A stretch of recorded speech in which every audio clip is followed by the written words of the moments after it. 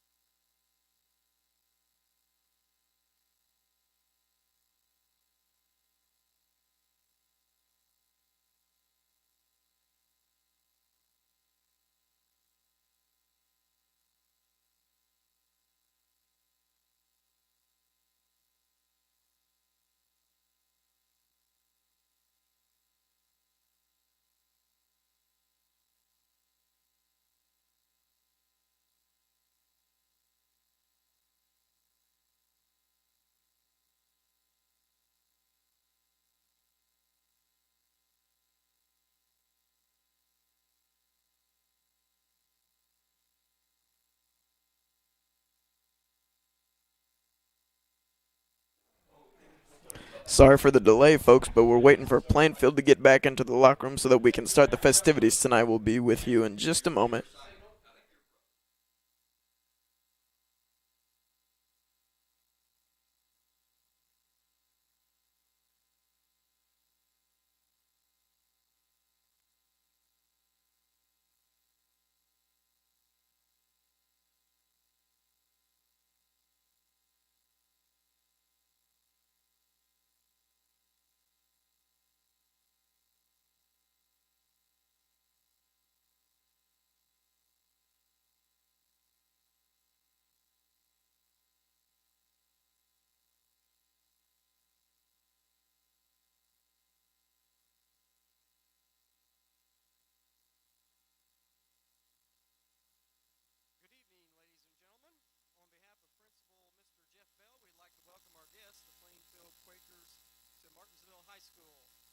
On behalf of Martinsville High School, we would like to welcome you to our football senior night 2022. We'd like to take this opportunity to show our appreciation to our seniors and their parents. We'd like to thank the class of 2023 for their strong work ethic, their school spirit, and their determination. We'd also like to thank the parents for all their help and support to our fine senior class. Our first senior tonight is cross-country member Marissa Bowler. Marissa is being escorted by her parents, Teresa and Aaron Bowler. Marissa is undecided on where she will attend college. However, Marissa plans to study medical studies and minor in Spanish. We wish you the best, Marissa Bowler. Up next is cross-country manager Claire Miles. Claire is being escorted tonight by her parents, Randy and Jesse Miles. Next fall, Claire plans to attend Ball State University, where she will major in art education to become a teacher. Best of luck, Claire Miles. Our final cross-country member is Walker Pemberton. Walker is being escorted by his brother Tracy Smith, his father Greg Pemberton, and stepmother Nicole Pemberton. Walker plans to attend college in the fall to become a K-9 police officer. Good luck, Walker Pemberton.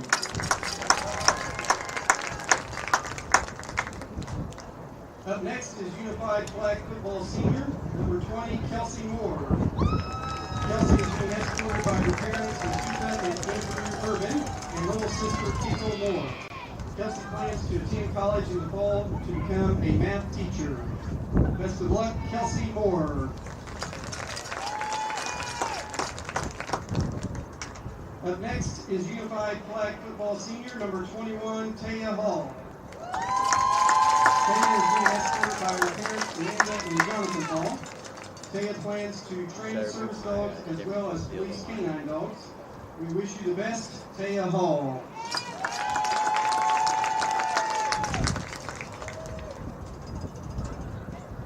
Next up, senior varsity cheerleader Christian Capshaw. Christian is being escorted by her parents, Latoya and Robert Bennell. Next fall, Christian plans to attend Ball State University or University of Southern Indiana to major in athletic training and minor in photography and videography.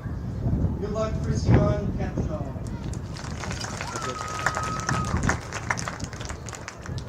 Our next senior varsity cheerleader, Cassie Gascon Patterson. Cassie is being escorted tonight by her parents, Rebecca Gascon and Paul Patterson.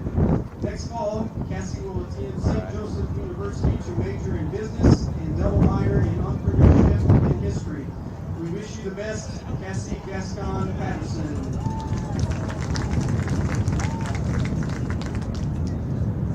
Up next is senior varsity cheerleader Grace Hobbs.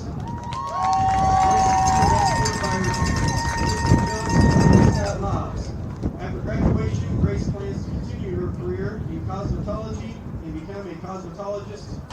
Congratulations, Grace Hobbs.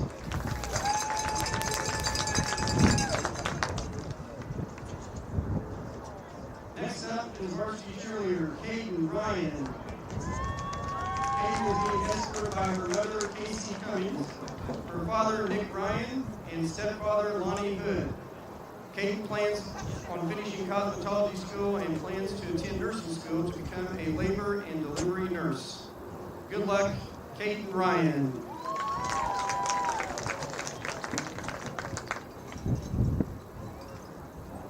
Our next senior is varsity cheerleader Maggie Stout. Maggie is being escorted tonight by her mother, Danelle Stout, stepfather, Matt Burris, and her brother, Hunter Stout. Although currently undecided on where she will attend college, Maggie plans to study exercise science to become an athletic trainer. Best of luck, Maggie Stout. Our next senior varsity cheerleader is Molly Thacker. Molly is being escorted by her father, Stephen Thacker, and grandmother, Karen Stallard. Next fall, Molly will attend IUPUI to study pre-law. Good luck, Molly Thacker. Our final varsity cheerleader tonight is Maggie Watkins. Maggie is being escorted tonight by her parents, Peggy and James Watkins. Next fall, Maggie plans to attend Indiana University to study medical science. We wish you the best, Maggie Watkins.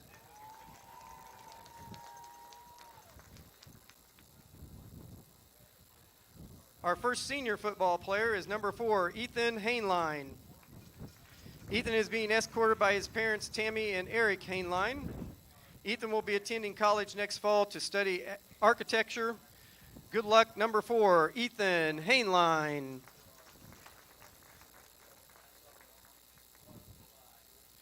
Our next senior football player is number 5, Bill Ham. Bill is being escorted by his mother, Larry Talent, and his father, Bill Ham. Bill is undecided on his plans after high school. Good luck, Bill Ham.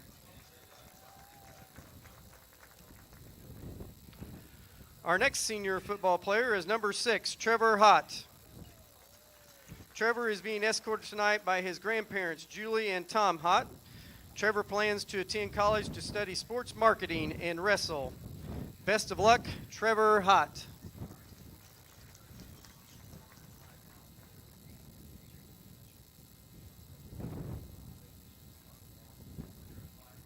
Next up is senior football player number 9, Quentin Bland. Quentin is being escorted by his mother, Stacy Tannehill Cullip. Quentin plans to attend a trade school next fall. We wish you the best, Quentin Bland.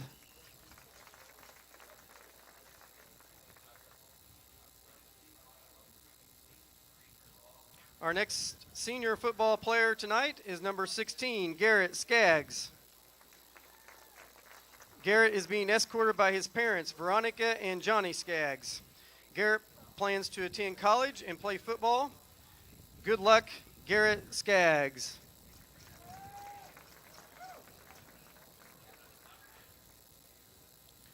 Next up is senior football player number 17, Tyler Atkins.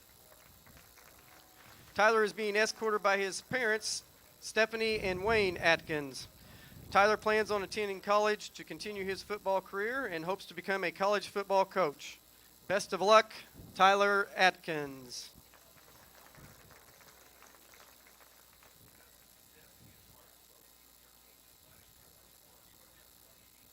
Number 19, Ian Knuckles is our next senior football player. He's being escorted tonight by his mother, Shannon Adams, and father, Dave Knuckles. Ian plans to attend college to major in athletic training and hopes to play baseball in college. Good luck, Ian Knuckles.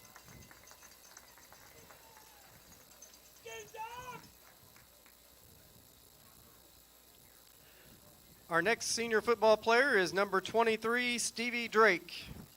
Stevie is being escorted by his mother, Angie Drake, and his father, Steve Drake, and stepmother, Joe Drake. Stevie plans to join the military after graduation. Best of luck, Stevie Drake.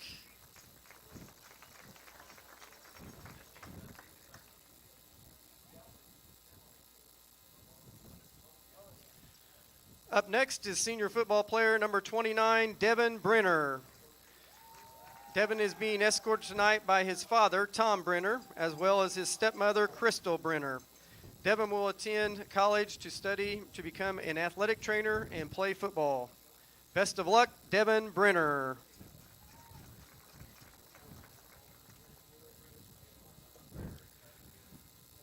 Our next senior football player is number 30, Daniel Ham. Daniel is being escorted tonight by his mother, Sammy Watkins, and father, Gib Ham, and grandmother, Judy. Daniel is undecided on college. Good luck, Daniel Ham.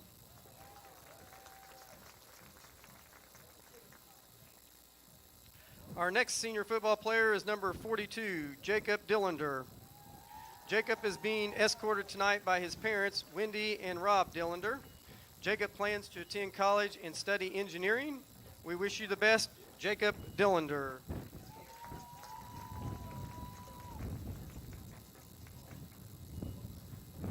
Up next is senior football player number 53, Aiden Willison. Aiden is being escorted tonight by his parents, Jamie and Andrew Willison, and his uncle, Daniel Geisel, and his aunt, Sunshine Geisel. Aiden plans to attend a trade school after graduation. Best of luck, Aiden Willison.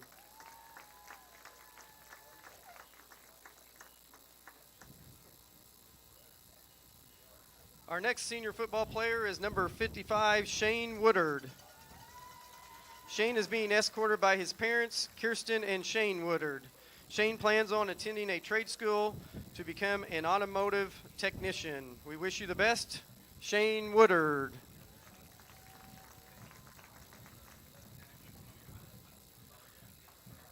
Up next is senior football player number 62, Nick Crone. Nick is being escorted by his mother, Sarah Parks, and father, Eric Crone, and stepfather, Shannon Parks. Nick is undecided on college but plans to enter the workforce. Best of luck, Nick Crone.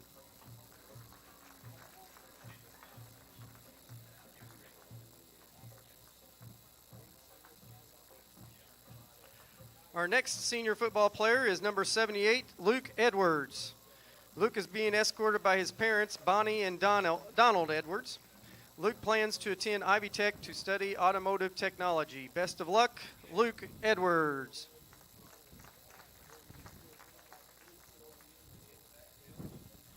Next football senior, player number 79, Coden Garrison.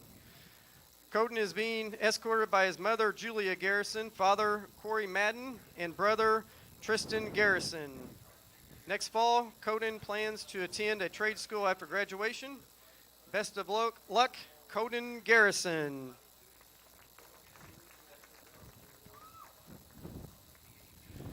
Our next senior football player is number 81, Curtis Crabb. Curtis is being escorted by his parents, Rachel and Justin Crabb.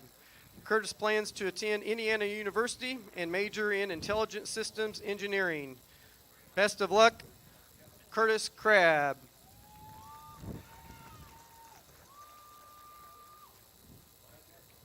Next is senior football player number 84, Jaden Thacker.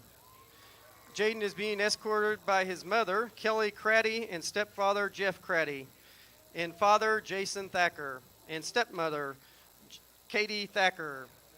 Jaden is undecided on his plans after high school. Best of luck, Jaden Thacker. Our next senior football player is number 88, Luke Cheatham. Luke is being escorted by his parents, Jennifer and Ron Cheatham. Luke plans to attend college next fall and major in business. Best of luck, Luke Cheatham. Our next senior football players are number 45, Jeremiah Cook, and number 65, Jonathan Cook. Jeremiah and Jonathan are being escorted by their parents, Londa and Tom Cook, and brother, Daniel Cook. Next fall, Jeremiah plans to attend ISU and study business and become a financial advisor. Jonathan plans to attend Indiana University to study nursing and become a dialysis nurse. Best of luck, Jeremiah and Jonathan Cook. Our final senior football member tonight is manager Lexi Bryant. Lexi is being escorted by Tom Hott. Lexi plans to attend Ball State University to become a math teacher. Best of luck, Lexi Bryant.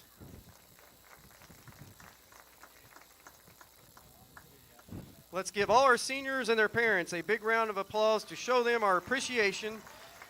They have made many sacrifices to participate in school activities, and we'd like to say thanks. Thank you, seniors 2023.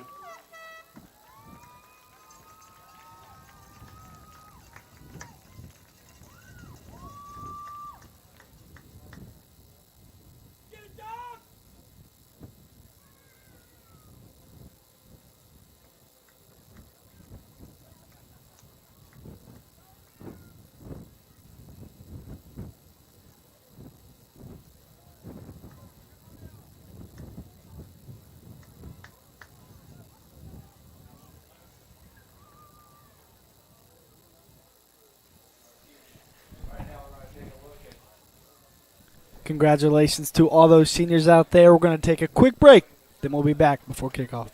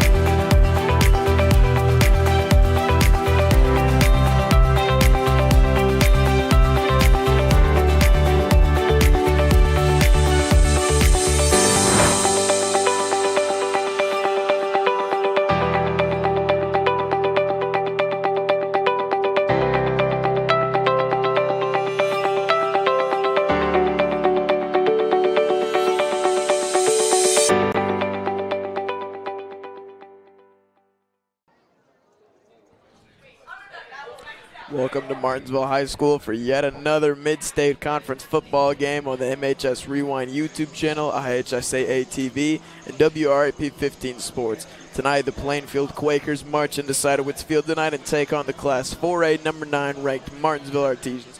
Good evening, everyone. I'm Jack Reeves, and I'm joined in the booth tonight by my broadcast partner, Braxton Dilley. Braxton, both teams are coming in tonight with a sense of vengeance. The Artesians took just their second loss last week against the 4A ranked 7 Mooresville Pioneers in overtime. The Artesians now sit at a respectable 6-2 on the year, and they're in a three-way tie for second in the Mid-State Conference with Franklin and Mooresville. Whiteland sits on top, with their only loss being to Martinsville. Braxton, tell us a little bit about what happened in that Mooresville game. Yeah, Jack, so obviously Mooresville has a great team on their hands, and they fought the Artesians for a full 4 quarters and then some. They took it to overtime and narrowly beat Martinsville with a score of 37-31. Now, Martinsville come out of the gates really hot. They got out to a 14-0 lead, and Mooresville clawed their way back in thanks to quarterback Nick Patterson, who played a phenomenal game. Yeah, Nick Patterson is a great talent over there. They got a good one at Mooresville. On the other side of the matchup, the Plainfield Quakers are currently 3-5 on the year, but they are just behind Martinsville in the Mid-State rankings at number 5. Last week, the Quakers took a hard loss to a very talented Whiteland Warriors, 45-14. This game will prove crucial to Martinsville, seeing as though the top 4 teams in the Mid-State are razor close with each other. Plainfield is going to try to finish out their season strong and hope to take a head full of steam into sectionals. They've lost their last 2 and are looking to prevent the 3-game losing streak. What are some of the keys to the game tonight, Braxton? Yeah, so obviously for Martinsville, they're going to have to not freak out against a very diverse defense that Plainfield runs. They run a lot of interesting schemes that may get the Quakers a little off balance. They're going to need to get the running game going early because last week Mooresville really stuffed the Artesians, only allowed 2.9 yards per carry. Braden Chick's going to have to get loose and have some big runs tonight, and then finally they're going to have to force some turnovers. Plainfield QB already has 9 picks on the year, so if they can get some pressure on them, make some mistakes, they're going to have a very successful night, to say the least. Yeah, definitely. It's a huge one tonight, though, Braxton. The outcome of this game has a huge effect on the Mid-State Conference. Yeah, Martinsville, they were in the running last week. Them and Whiteland were probably the top-notch teams that win the Mid-State. Then, obviously, double overtime loss. The Artesians fell to the Pioneers. They scored on a game-winning touchdown in the back of the end zone.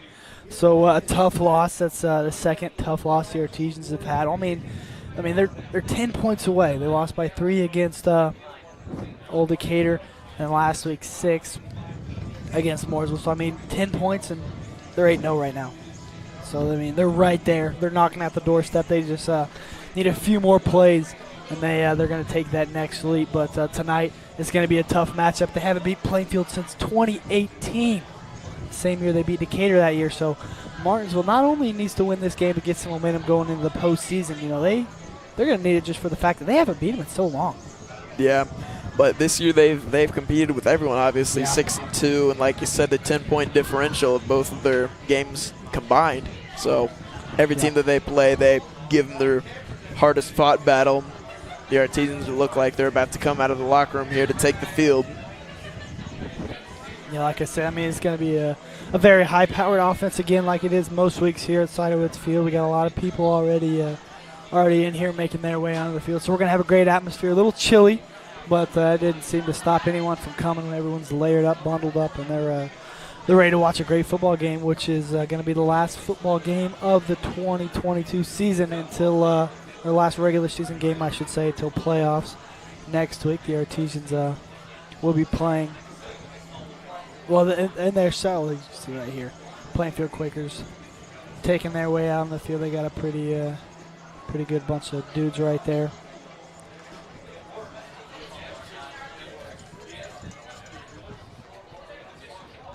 Here come the Artesians now. They're getting fired up, and they're taking the field. And, Braxton, this Mid-State Conference, it is a war with the top 4 teams. Yeah, they, as I mentioned earlier, this Mid-State Conference is it's like no other. I think this is the best the Mid-State Conference has been in at least 10 years. It seems like any team can beat any team each week. And like I mentioned, Mid-State Conference, Martinsville has to face another Mid-State team in Greenwood next week, first round of sectionals. So, you just got a ton of Mid-State teams colliding. Again, they're going to have to meet in the postseason, some of them. So, a lot of Mid-State Conference action around around the state. I mean, there's some good teams, and you never know what can happen. Any team can come in and take care of business against any team any given night. Yeah, and like you said, Whiteland obviously the best team record-wise in the Mid-State. They have the Mid-State #1 rank locked up, unless that they have an upset tonight against Perry Meridian. But like you said, I mean, Mid-State teams, you never know what could happen. You never know. I mean, you got Decatur who fell to Perry Meridian last week. So, I mean, it's just any team can lose to any team on any given week. And you never know. You just got to come in, take care of business. You can see the Artesians coming out on the field, hoping to take care of business tonight against the Plainfield Quakers. It's not going to be easy, though, Jack. They're going to have their hands full. Yeah, every week is a battle with the Artesians. It's 6-2, 3-5. It would technically be an upset for the Plainfield Quakers to take down Martinsville tonight, but I mean, any given Friday night, you never know what's going to happen. Yeah.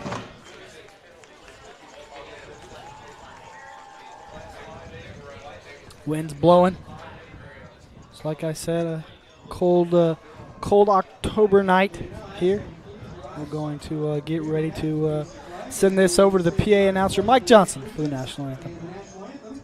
Tonight's Pledge of Allegiance will be led by Martinsville High School senior cheerleaders Grace Hobbs, Maggie Watkins, Maggie Stout, Christiane Capshaw, Cassie Gascon Patterson, Molly Thacker, and Caden Ryan.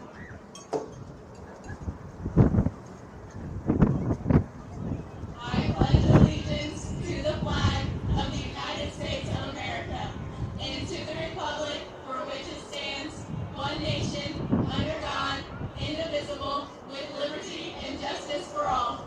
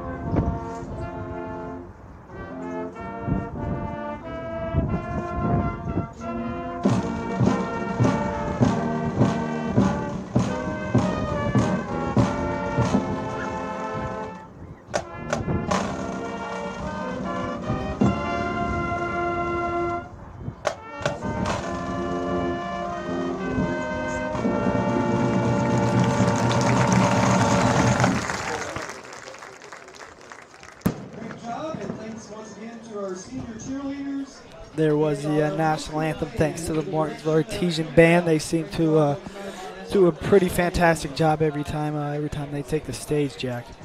Yeah, they do a great job. The band program and just the music program in general, they've done a great job this year. It's been a pleasure listening to them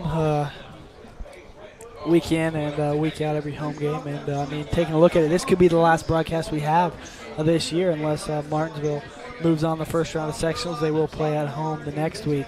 So the Artesians could be the seniors' last time stepping foot on Sidewoods Field on a Friday night, depending on how far they make it into the postseason. Yeah, so they're gonna be playing with some aggression tonight. Yeah, they don't want to go out sad. Yeah, especially with those seniors. You know, whenever you get to the end of the year, especially your senior year, it starts to mean a little bit more. It starts to sink in, knowing that after this week, nothing else is guaranteed. You know, you got to come in, you got to put in the work, and you got to go to work on Friday night.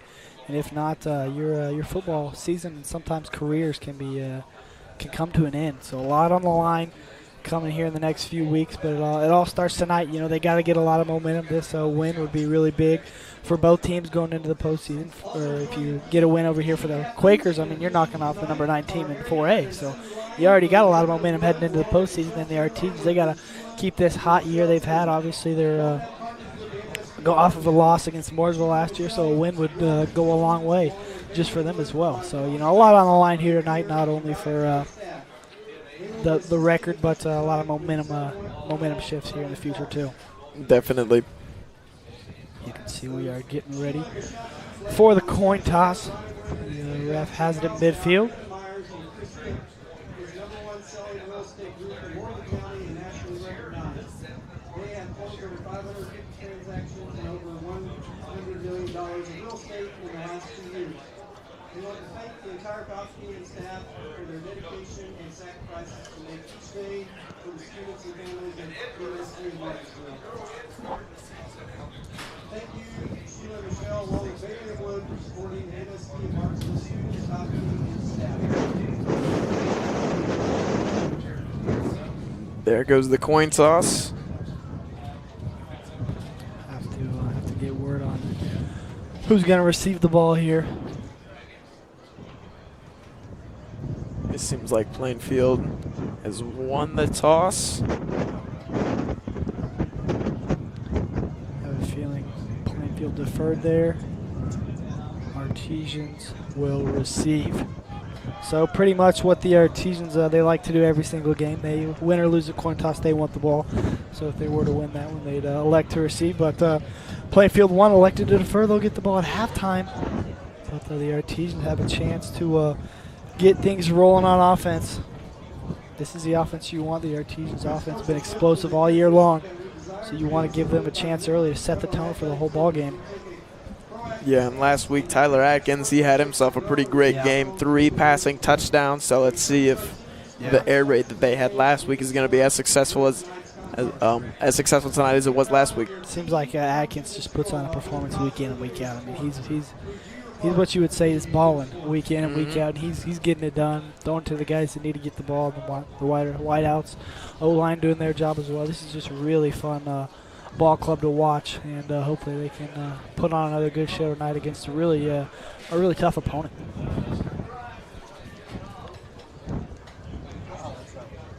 Looks like Staggs and Stroud deep in that towards the end zone. Set to receive. Looks like Grimes for the Quakers were set to punt this one, or excuse me, kick this one away and get this last game of the regular season underway, Jack.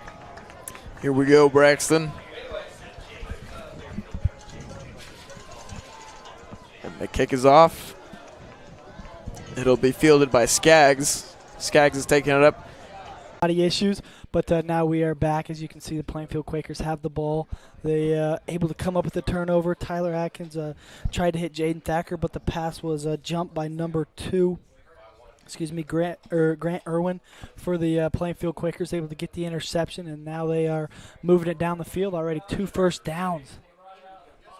There we see Newell rolling out to the right, picking up a couple yards with his legs. That'll set up about 2nd and 6. Yeah, so far for the Plainfield Quakers, they've just been handing off to Hessong, and he's just been doing the work. He's been pounding, grounding the Artesians. He's been getting outside as well. The Artesians struggled to bring him down early. They had a 3rd and about 2, and the Quakers were able to get the first down. So let's see if the Artesians can step up here on defense and get the stop. There's another carry there by Hessong. Yeah, Hessong. I mean, he's got a big body, and he's always moving forward. He's a little bulldozer. He's going to be tough to bring down. One guy is going to struggle to bring him down tonight for the Artesians, so they're going to have to flow to the football and get a lot of dudes.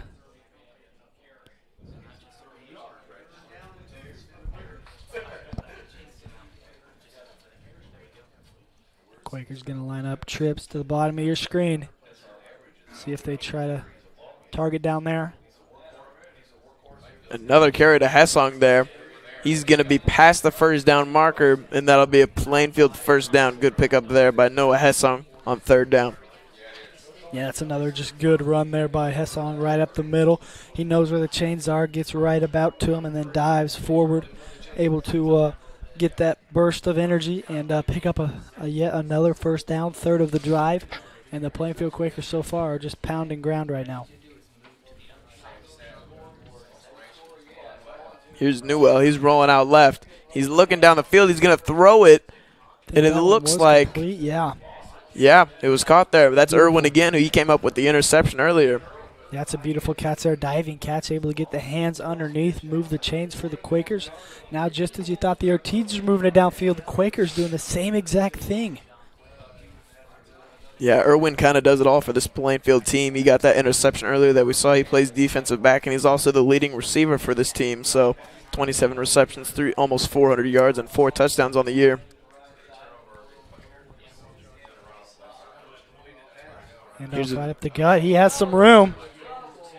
Wow, that's another. I mean, that's just the offensive line doing a great job as well, opening up a hole, giving him it to run, and then, I mean, the rest is him. I mean, Hessong just running right up the gut, making the Artesians tackle him.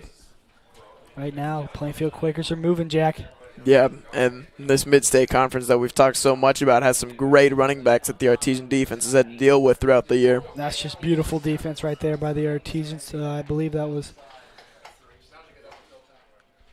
I think it was Trey Bernard out there, able to read the play. Saw it was a bubble, able to cut right up against the blocker for the Quakers, right around him, able to make the tackle right around the line of scrimmage. So that's just beautiful. Football IQ. Had the feeling it was going to go to the bubble, able to have a great break on it and make the tackle. Flag on the play. The refs are blowing it dead, and it looks like a false start on the Quakers. That'll back them up 5.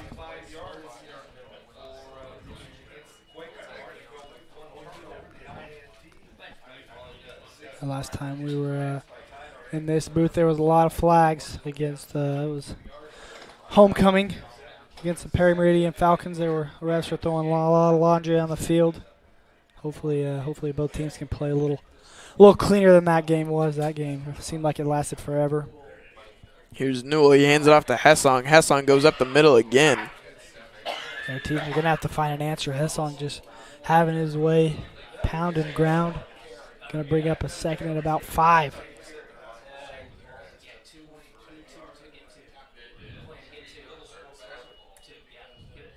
That'll be 3rd down, actually, and the Quakers need to pick this one up to keep this pretty successful offensive drive rolling.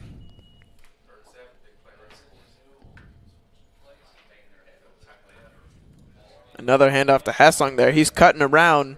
He finds the opening, but I believe he'll be about a half-yard short, and there is a flag on the play after the play is dead. Yeah, that's a great cut right there by Hessong. I believe that was a flag against an offensive lineman for the Quakers. He was doing a little excess activities after the play, so that one will back him up 15. That's a crucial penalty. I mean, you're driving down the field already in the red zone, and then you have a penalty like that. That's going to back you up 15 yards. Now you're looking at a 3rd and 20 maybe. So costly penalty here for the Quakers.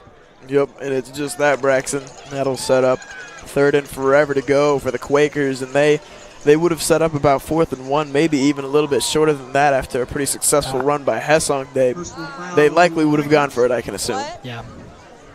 And the Quakers, they got a good kicker in Blake too, so I mean he was well in field goal range if they decided to go that route. But right now they're going to have to pick up around 10 yards to be in his range, and maybe even more.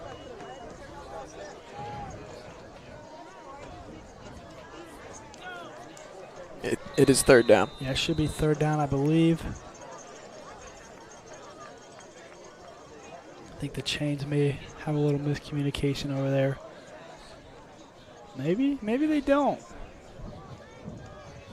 Don't know how it would be a loss of down, and they move the chains back, but we'll see what happens here. As of right now, it looks like it's a 4th and 16. Artesians are bringing a blitz here. Newell's facing a little bit of pressure. He throws, and it's incomplete, and that will bring up 4th down unless – no, that was 4th down. Well, I've not seen anything like that. Yeah, I'm not sure how that happened, but Artesians will take it. They're going to take over on offense here with a chance to have a little bounce-back possession. Again, last series they marched down the field and threw an interception right around the 15-yard line. So let's see if the Artesians can clean that up and move the field or move it down the field like they did the first possession. Yeah. So what I'm assuming after that unnecessary roughness call on the Quakers, I believe that was a loss of downs as well as a. Yeah, I think it's because maybe it was after the play. You know, it wasn't during the play; it was after the play. So maybe that was Shrink with Was the it carry. no? Well, because yeah, if it is after the play, that would back them up, and it would be the next down, which was 4th down. So all starting to come together here as we're piecing the puzzle together. So the Artisans now have the ball with some solid field position after the turnover on downs, just past their own 30. 2nd and 8. Atkins takes it. It's another option play, and he jukes out at his defender. What a move there by Atkins. Talk about a move. They ran that play earlier, same play, but he decided to pitch it. They were able to get about 20 yards, and then right there, Tyler Atkins faked the pitch, juked out about 2 dudes, able to pound and ground for a good 5-yard pickup. That's going to bring up a 3rd and very manageable for the Artisans. Yeah, he sold the fake there pretty well. He even stuck the ball out there a little bit, which is probably a little nerve-wracking for Coach Duggar, but Atkins put him on skates there. Sets up 3rd and manageable. Sends Jones in motion. Shrake takes the carry to the outside. It's going to be, I believe, going to have it. Yes, he will. That was a beautiful cut upfield, able With the to carry and another see the hole Artesian and first knows where the down. sticks are, knows where he needs to get to. He's able to get right there for the 1st down. Big 1st down for the Artisans. Going to move the chains.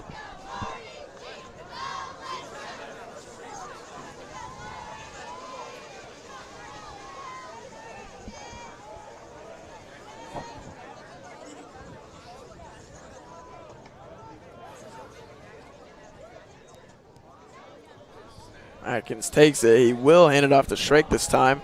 Shrake kind of gets bottled up at the line there by some of their big interior linemen. Doesn't get too much on that one.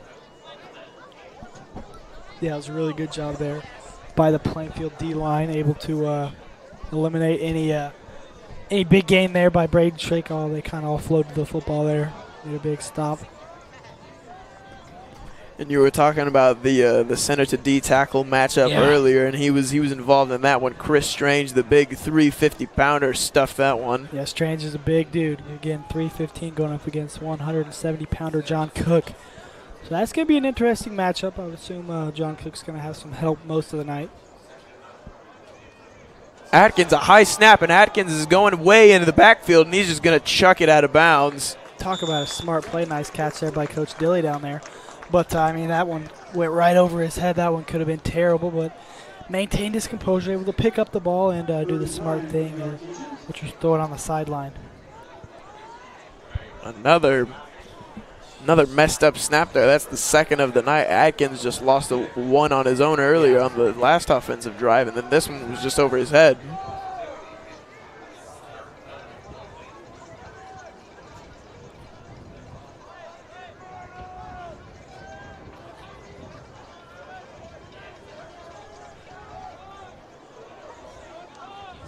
Atkins takes it. He's feeling some pressure. Uh-oh. He's trying to avoid the sack, and he throws it towards the direction of Jathan Thacker. It's not complete. Yeah, again, that's just a beautiful defense right there from the Plainfield Quakers. They're putting a lot of pressure on Tyler Atkins. Tyler Atkins, smart play of throwing that one away. Barely able to get it away, but I think the Plainfield Quakers are doing a really good job right now getting pressure on the QB. They run a 3-4 defense, but most of the time they got a Cougar that walks up basically, I would say, 90% of the time. And right now that Cougar is giving the Artesians some trouble off the edge. Artesians, he's more of a fast guy. He's supposed to be an outside linebacker, so you got an advantage. You got a lot of quickness against a tackle for the Artesians. But this going to roll quite a bit down around the 16-yard line. So now Quakers will get it back for their 2nd possession.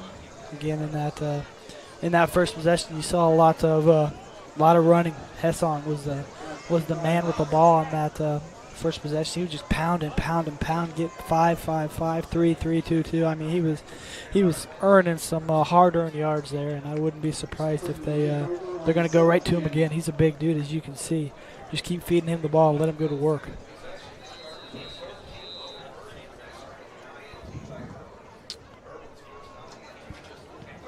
Hessong will take the backfield yet again.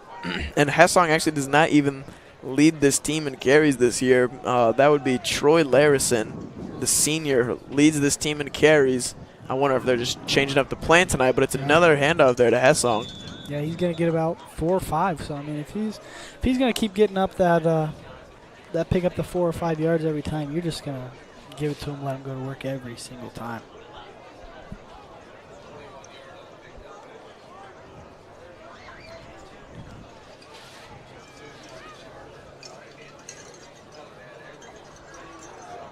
Second and 5 here for the Quakers. Newell takes a snap. It's yet another carry to Hessong. Yeah, it was a good job right there from the Artesians. Flowing to the football, able to not allow a huge chunk of yardage there. So now it's going to bring up about a 3rd and 4. So you like working with these 3rd and kind of long. You're not within the 2 to 3 area. You got to lean maybe towards the passing game if you're the Quakers. But then again, if you want to go 4 straight downs with running the ball, they can have that option as well. By the way they run the ball, I wouldn't be surprised if they take the handoff here. And they let this clock run down to the first quarter. I think they will. They may snap it.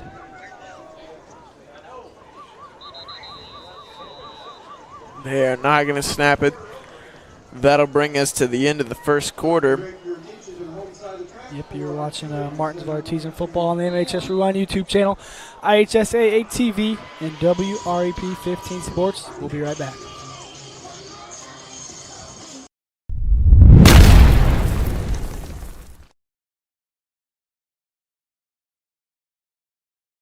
High school football fans, welcome back to Friday nights, to pure spirits, to pure sports.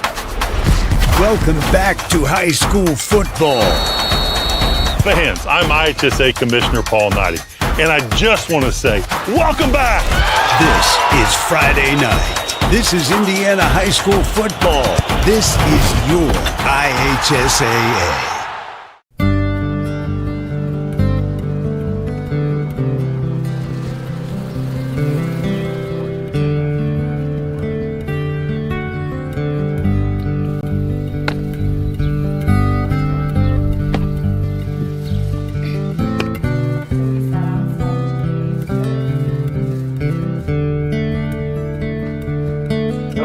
Do that.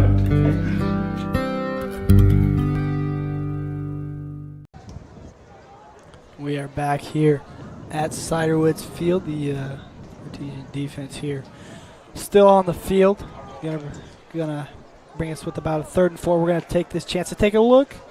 We're gonna wait a little bit here. They're getting ready to snap this ball, but next chance we get, we'll take a look at the defense for the Artesians. Newell takes it. A little bit of trickery there. Misdirection. Hessong has the carry. I believe that one will be enough for the first down. We're going to take this chance to take a look at the Artesian defense.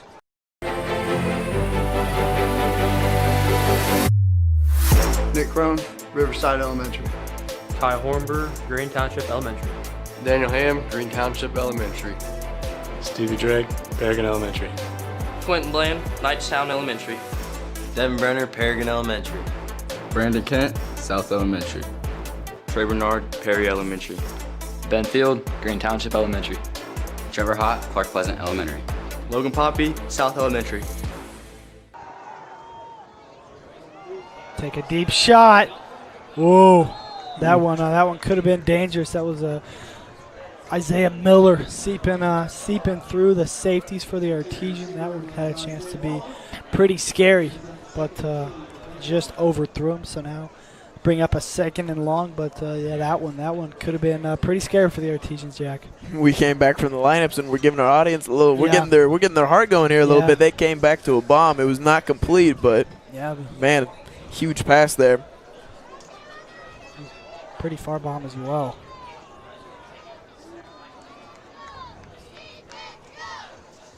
Hessong on the carry yet again. He's going up the middle, trying to spin away from the defenders, but they get him wrapped up not too far past the line of scrimmage. He gets about 2 yards on that gain.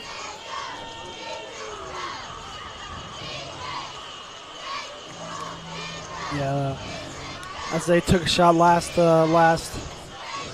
I like the play call there from Coach Woodard. He likes to take the shot on a 1st down rather than a 3rd and 7, which they are in right now. You take the shot on 1st down. If you don't complete it, you got 2 more downs at least to try and pick up the 1st down. So understand the play call there from the Quakers.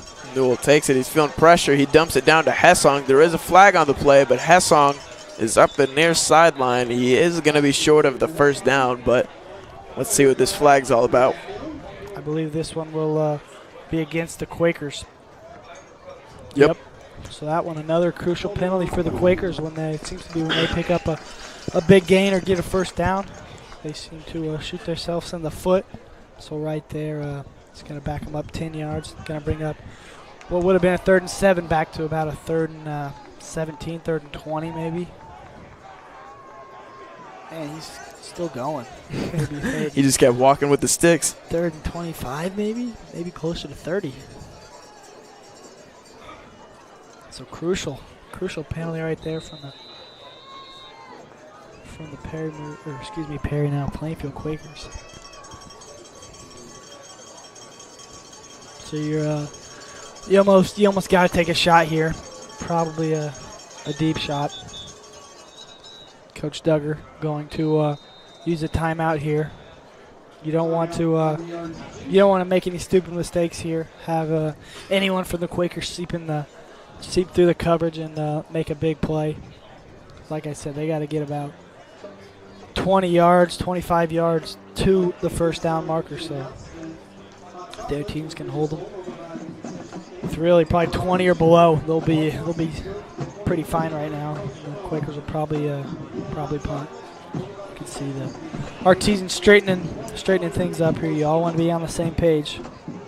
Yeah, and I don't blame Coach Duggar for taking that timeout. I mean, a lot of their receivers, 25 receptions, 281 yards, 20 receptions, 241. I mean, they're almost, if not all of these receivers are averaging over 10 yards per reception. Yeah, you got some dudes over there for the Plainfield Quakers. You got to make sure everyone's accounted for. No one makes a big play.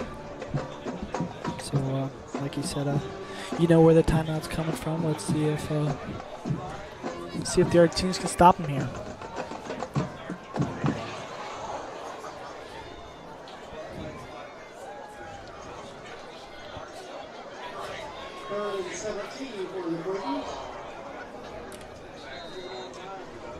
Here we go, 3rd and very long here for the Plainfield Quakers. Newell's from the shotgun. He's going to take it. He's surveying. He is taking a deep shot. He's got Hessong, but it's just overthrown. That was good defense there by the Artesians. They had about 3 dudes flowing to the football. Trevor Hott was right on his tail. That one would have had been an absolute beautiful throw if they were able to complete it, but just overthrew him a little bit. So the Plainfield Quakers going to be forced to punt deep in their own area. Yeah, you saw Hessong. As soon as he saw that ball was coming his way, he kicked it into 5th gear, and you saw him just run by the defensive back. He started flying. He had probably about a half step on his man. Yeah, for as buff as guy he is, man, he can move. He's showing it tonight. He's had some burst of speeds. Here's Grimes on the punt. It's a little bit. I think it was tipped. And it'll roll right around the 43-yard line. I think the Artesians most likely got a hand on that one. So now Artesians will have it already in the Plainfield Quaker territory. Yeah, a group of Artesian defenders there kind of swarmed Grimes, and he had to get that ball out quickly so it wasn't blocked. But the Artesians set up with great field position, already past the 50 in Quaker territory already. See what Coach Duggar's going to dial up here. He seems to be talking to the wide receiver group, so we may see a shot taken here on the first play. Wouldn't be surprised. Try to get some points here on the board. Got about 10 minutes to go here in this second quarter of action.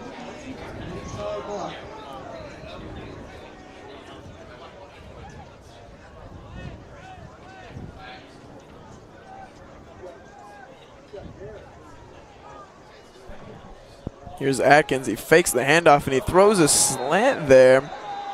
There is no flag on the play. That one was a bang play, pretty close. I thought he may have got the Thacker a little early there, but ref didn't see it. But Tyler Atkins got to be careful with those. That's where the Quakers got him with on that first possession. The Artesians basically almost the same exact play right to Thacker. Irwin was able to jump the slant. So Yeah, we're seeing one of these diverse defensive packages from the Quakers. Atkins, he's loading up deep. Uh-oh. He's looking for his man. Oh, And it's my God. reeled in. That's going to be a flag, too. Oh, my goodness. Garrett Skaggs. Man, I talked about a beautiful throw, what the Quakers would need last possession to make a big completion, and Tyler Atkins just did it. I mean, that one right in the bread box for Garrett Skaggs. He couldn't have thrown that one any better. Yeah, placed it just a drop in the bucket. Garrett Skaggs. Goodness gracious, you're going to see it right here. I mean, I couldn't tell you why he took a shot. Obviously, he trusts his guys, and he trusts himself even more. I mean, there's not much there. That's just a player making a play. Two players making a play, man. Inside the 5 here, Artisans are knocking on the door. Team's going to want to capitalize here inside their own 5. Atkins takes the snap, hands off to Shrake. He stopped. Great defense right there, especially from the inner part of the Plainfield D line. They got some big bodies that are moving people right now. They're going to lose about a yard. So now Coach Duggar is going to be faced with a little bit of a challenge here.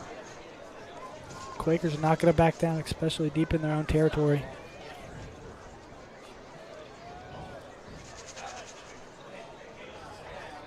Atkins has a chance. Oh, and he's going to throw it. Beautiful stuff right there. That's It's a touchdown. caught. Touchdown, Artisans. Devin Brenner, middle linebacker, able to catch that one. They work on that package every Thursday in practice, and right there, that one pays off. Devin Brenner usually making the tackles, able to make the touchdown. But that was Tyler Atkins right there, able to act like he was going to run it. Everyone bit up, able to toss it right over everyone's head to Devin Brenner. Devin Brenner made a good catch there. He scored on that one last year as well, so he usually gets about 1 to 2 maybe of those a year. Obviously, last regular season game, he's going to get rewarded right there. In line for the PAT. It's up, and it is good. That one went to the soccer field. That's a big boot right there from Hainline. Artisans on top of the Quakers after the big reception from Skaggs. And then Brenner able to catch it in the end zone. 7-0 Artisans. Yeah, and we talked about the keys of the game. The Artisans can't get caught up with all of the defensive trickery from the Quakers. They like to run a lot of diverse sets. They typically run their 3 and 4. That's their bread and butter, but they switch it up a lot of the times. They sometimes put 4 down linemen, bring an outside linebacker. They like to bring the outside linebacker, Landon Drennan, off the edge. He's the sack leader for the Quakers. He has 4.5 on the year. Yeah, it's just a great defensive strategy they have. I mean, they got a quick guy like him running off the edge when you got maybe a 220, 250 dude trying to block a 180, 200-pound man. It's not always going to work, you know. He's got a lot of speed coming off the edge. All those tackles struggle to stay in front of him. As you can see, leading the team with sacks. He's already caused the Artisans some trouble tonight, but they seem to dial back that trouble right there on that possession. Not able to let the pressure get to him. Able to get it in the end zone for the lead.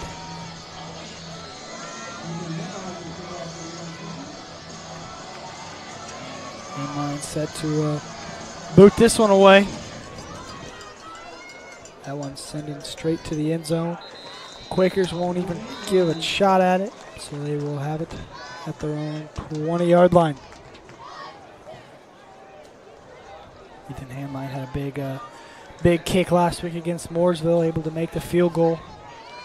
That one was a big field goal, which gave them the lead. Mooresville ended up hitting their own field goal, which sent it to overtime. And then, as we mentioned, Pioneers able to come away with that win. But Ethan Hainline's been doing his part this year, making his kicks. On trots Newell and the Quaker offense looking to punch back here with a touchdown of their own.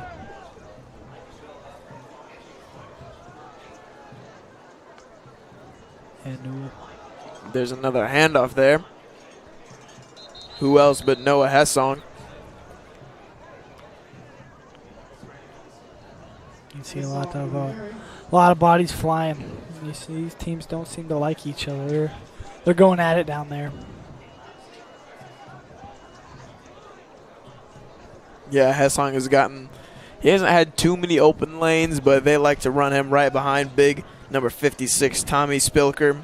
I mean, he is a big man. You can see from even this camera angle. He likes to throw around shove bodies, open up those lanes. Yeah, he's a pretty big dude. Really, the whole Plainfield O-line, they got a strong group there, big group. Here goes Newell. He's taking a shot. He's got his man open. Oh, my goodness. What a catch over there on the sideline. Isaiah Miller. Wow. Talk about going up and getting the ball. The junior Miller able to go up there, make the catch. Man, beautiful throw from Newell. He saw it right away. As soon as he took that snap, he took a shot on Miller. Miller went up and he made the play. Didn't think twice, threw it right up to his guy. You're going to see it again here. Beautiful. Didn't even look away once. Throw it up, let him go make a play. On Logan Poppy nonetheless, and that is no easy task. Yeah, that's a really good corner in the Artesians got right there with Poppy. He seems to be shaken up, which is not a good sign at all for the Artesians. He actually went down last year around this time with an ankle injury, and he seems to be maybe grabbing towards that ankle, hopefully not. I think he's going to walk off on his own power, which is a beautiful sight if you're an Artesian fan. You do not want to see that guy getting hurt. Yeah, he was grabbing towards his right lower leg, which is, I believe, where he had that same ankle injury last year. It seemed to happen in the exact same area as well on the field last year. So hopefully he'll be all right. But right now the Artesians going to have someone step up over there in that corner spot till Poppy returns.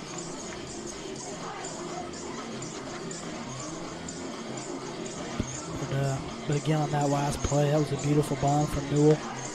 And they were able to complete it to the junior up top. So big play by the Quakers, able to move the chains. Now they're in the Artesian territory here, 1st and 10.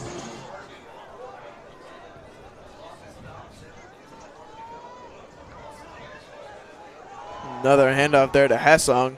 He's bottled up, though. He gets about maybe a yard or two off of forward progress, but then he gets shoved backwards by that defensive line push. Yeah, you can see the Artesian defense made some adjustments. They're not letting Hessong get those big runs anymore. The front 3 D linemen for the Artesians really making a statement, not letting them have those big chunk plays as they had earlier in the game. Right now, the Artesians doing a really good job of stopping that run, and they're going to have to continue to do it. That actually was not Hessling. That was Antonio Williams. Mistake on our behalf, but Antonio Williams is in now. Yeah, Williams he's a guy who's going to go forward too. Yeah, he's got some shiftiness to him. And like you see there, he just keeps going forward. That one's going to be right around the 1st down marker. We'll see if they give it to him. They're going to set up about third and toenail maybe. A foot, yeah, very short. 3rd and very, very short. They bring Hessong back in.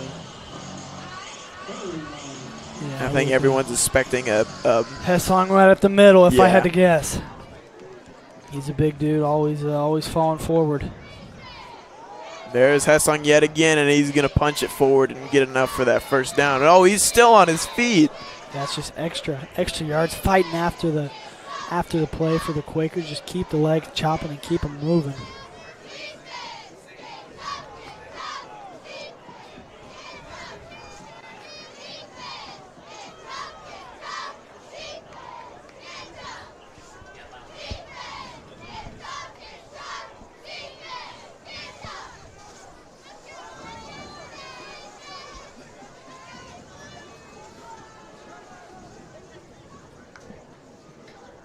Here goes Newell. He fakes the handoff to Hessong. He's got his man there, his big tight end. Yeah, that's a beautiful play call there by the Quakers, able to stick the tight end out, and that little play, they like to do it a lot. They like to run a lot of throws deep. They like to hand the ball off, and then every once in a while they're going to sneak the big tight end right in the flat, able to pick up about a 5-yard gain, and that's what that play is designed to do.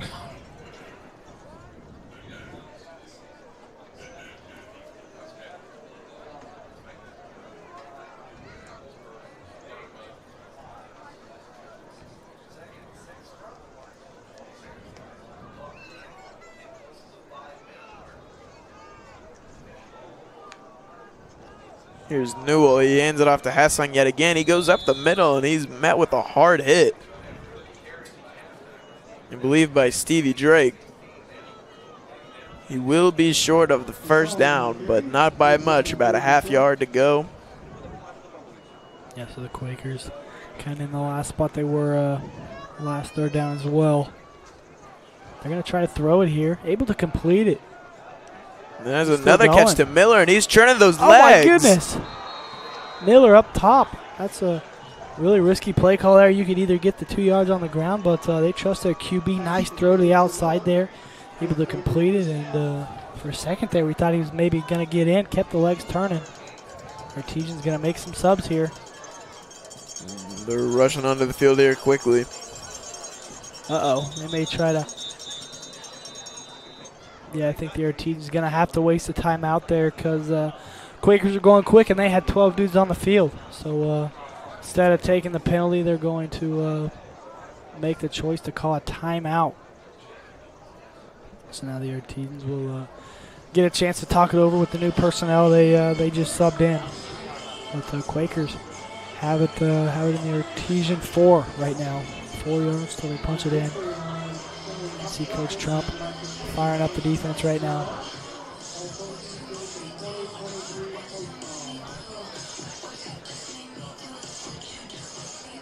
Also, we'll be recognizing our marching Artesian band tonight at halftime. Again tonight at halftime, which in about 4 minutes and 30 seconds we will be showing senior night, which actually happened before the game here, so you'll get a chance to see all the seniors being celebrated for their great careers here at halftime. They got everyone in the box up there for the Artesian defense, and they're bringing everyone up. They're giving it right to the man with the plan. He's still fighting. Gonna be short. But yeah, that's 10 people going straight at 11. That's a lot of bodies right there. Yeah, if they get close enough to the goal line, I wouldn't be surprised to see even Newell try to give a shove from behind after he hands it off. Looks like the helmet fell off of Hessling there, so he'll have to go out. In comes Williams to fill his role.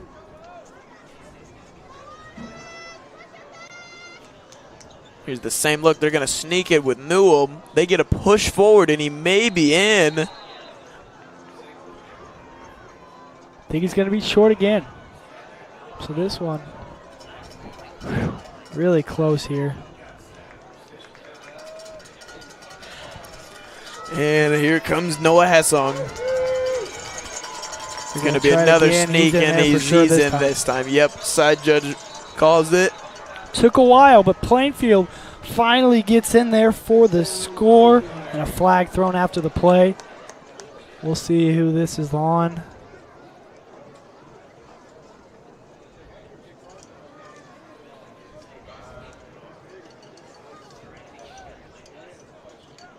Now, the question is, who was the flag on here?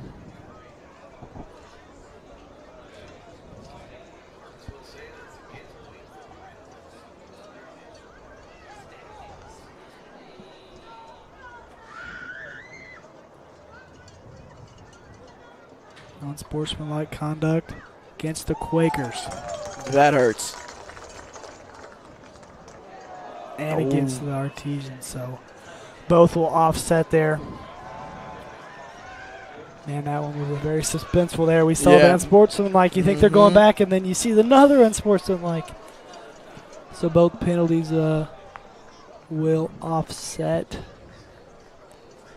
Now the field goal unit, or PAT unit, will come on to try to tack on the extra one.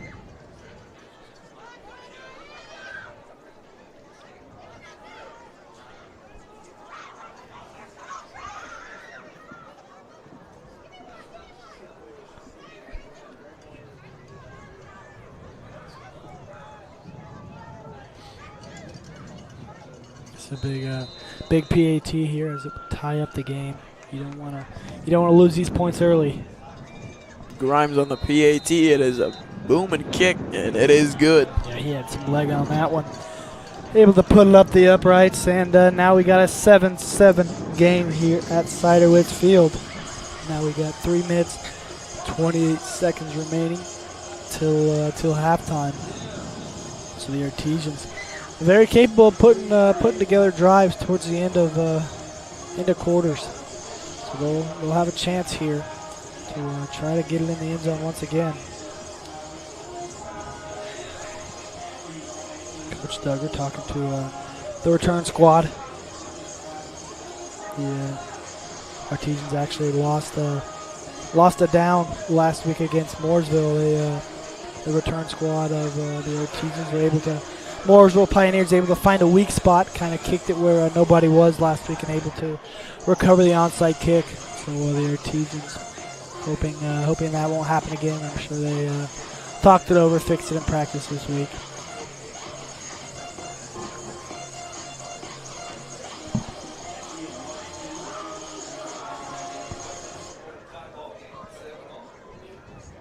Cameron Grimes is going to kick us off here after hitting the PAT.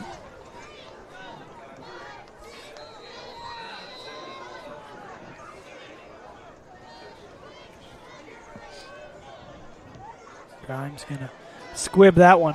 Talk about it's squib. That's going to go out of bounds. Maybe, yeah. It did.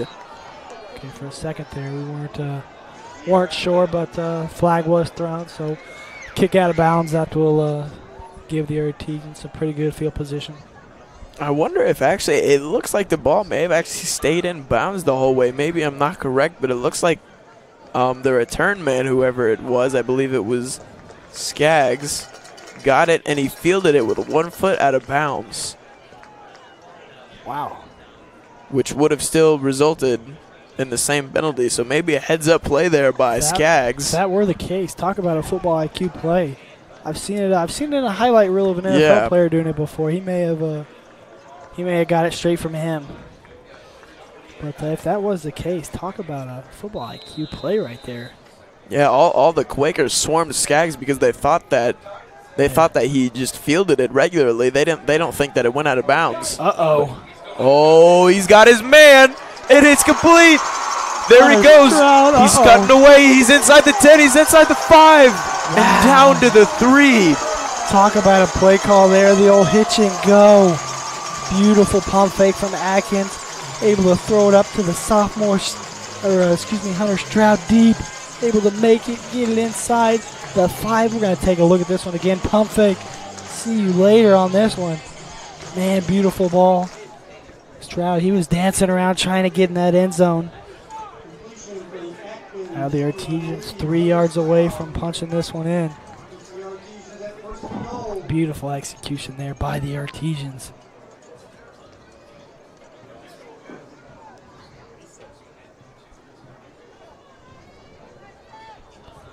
Atkins, he takes it. He fakes the handoff, and he goes up the middle with it himself. He will be short.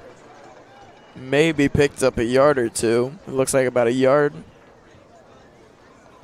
It'll set up 2nd and goal.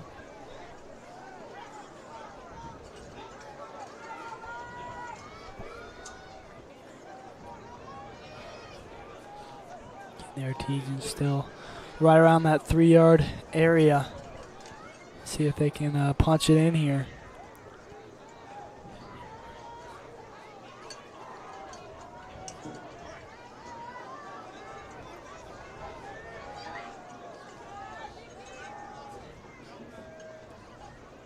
This one. Fake pass right in the end zone. Josh Jones. Touchdown. I don't think it was Josh Jones, actually. I believe it was Devin Brenner again for number 2. Devin Brenner, how about that? Comes in that package the Artesians like to do. Usually he's going to block somebody, but he seeped right through the back of the end zone, able to get it to him. Beautiful throw from Tyler Atkins. Able to score yet another touchdown. How about that, man? You play defense and you come in here on a Friday night and score 2 touchdowns. You can see good camera work right here. Tyler Atkins throws it right over top to Devin Brenner. Wow, beautiful. PAT right through the uprights. So now Artesians scoring about 1 minute and 30 seconds. Yeah, they put Brenner in motion there, and he kind of just squeaked right by everyone. Yeah. He was right in the thick of it, and it just looked like he went right up the line, right through the linebackers, and no one was in the secondary there to get him right in the back middle of the end zone, and he was just able to go up, make the catch, get his foot down, and score his second receiving touchdown of the night. Yeah, that play, they like to do it. They like to run the play where Devin Brenner actually blocks because he's a dude who likes to hit, so they like to run that play where he lead blocker right up the middle. If you're going to follow that guy, you're most likely going to be in the promised land in the end zone. But right there, fake blocking right in the end zone. Beautiful play call, beautiful execution. Touchdown Artesians. Yeah, they also like running that. Seen it a couple times tonight already in those first, second, and third goal, just end goal line situations. They like to do that little fake handoff where Atkins just takes it into his own hands, tries to make a play, whether it be him running it like we saw on the first down and 3, or faking the handoff to Shrey, keeping it himself, and then just lofting it over the middle to Brenner. Yeah, that's probably your best bet in those situations where you make the defense have to pick their poison. Really, you want to either tackle the QB, will throw it right over your head for a touchdown, or you can cover and Tyler Atkins will have a walk-in touchdown. So that's just pretty good football there, and you got to have a guy like Tyler Atkins to be able to do something like that. Even Handline sent that one straight to the end zone. So Quakers will take over at the 20-yard line. 2 minutes to go before halftime.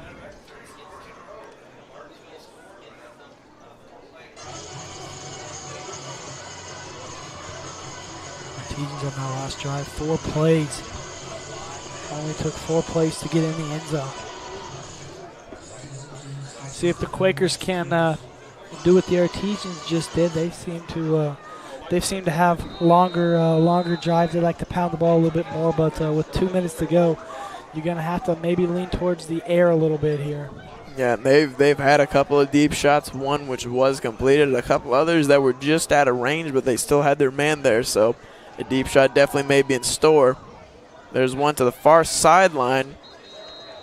Yeah, that's a nice completion, able to get right around the first down, and I like that the Artesians kind of giving a little bit of room up top. The Quakers are able to notify that, and you're going to throw it up top whenever you got a lot of space to work with. Let your playmakers go and make a play. Wouldn't be surprised if they're going to stick with trying to work with these 3 wide receivers, and they will. Here's Newell again. He throws it to Miller. He fumbled there. Oh, nope. He did not fumble. He was in bounds, though, so clock will tick.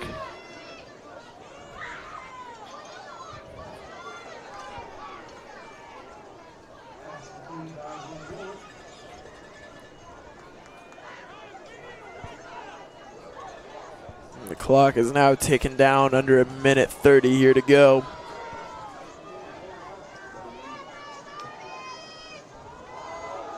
That one handed off to the man himself.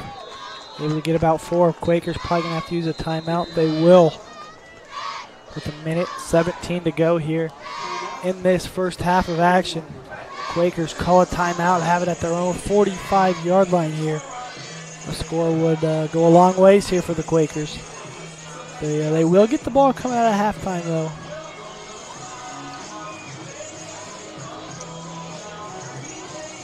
Quakers 2 timeouts remaining, so they can stop this clock a couple more times. But you want to start getting completions and getting out of bounds here. I think that's the most important thing, especially if it's a short completion or if it's a long one. You may take it if they stay in bounds, but if you're going to stick with these 5-10 yard gains, you gotta start getting in bounds and stopping, or out of bounds and stopping this clock. The Quakers still do have 2 timeouts in their back pocket that I wouldn't be surprised if they pull out unless they score in these next couple plays.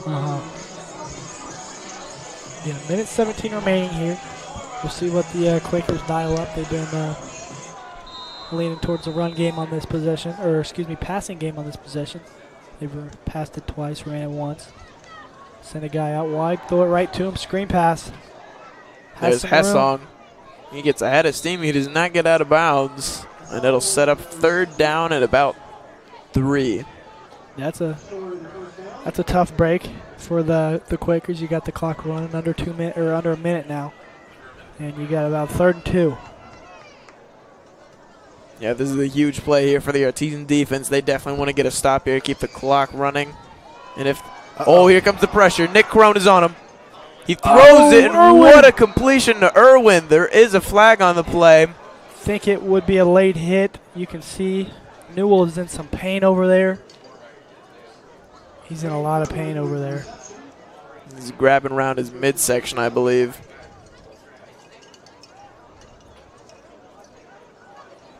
Flag now was he's grabbing. thrown on the play.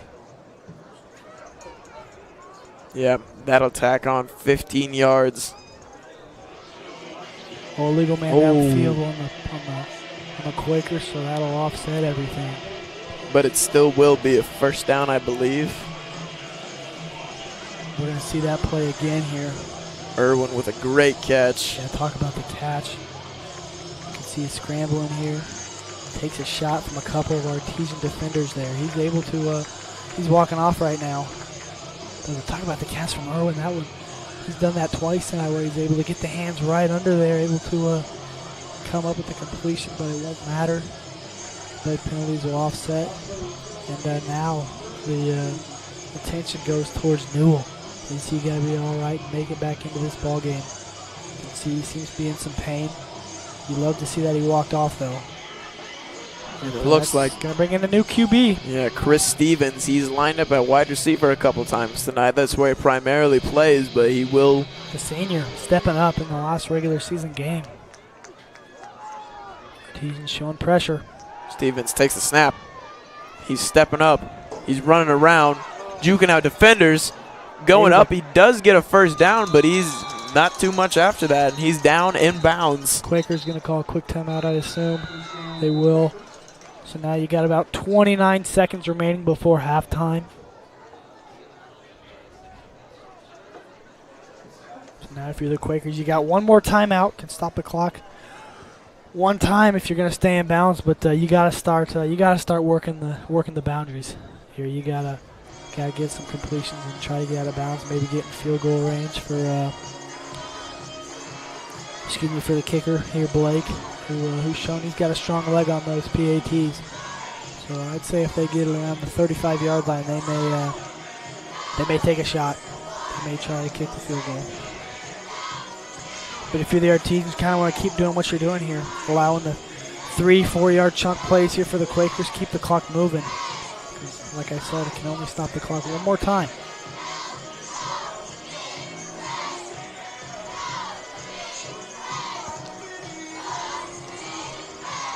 Stevens still at quarterback, so they're going to hold Newell. I wouldn't be surprised for the rest of the half. We will see if he returns in the second half. You can see Vanderbush out wide. He's a safety for the Quakers. Flag thrown. I believe it'll be a false start. It will be. Quakers. Back him up 5 yards. Set up a little bit more of a, make the drive even more difficult now. Yeah, we're back in their own territory. Right around the 48-yard line.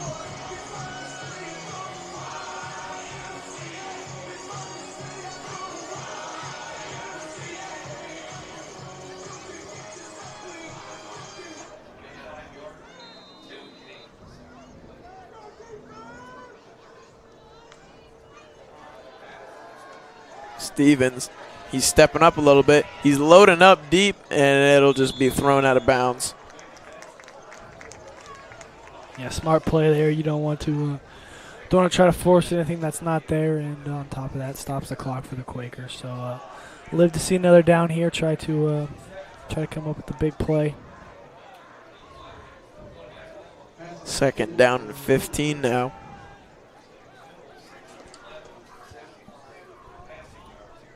.22 seconds to try to put some points on the board. They do still have a timeout, but they have some tough sledding in front of them. Second and 15.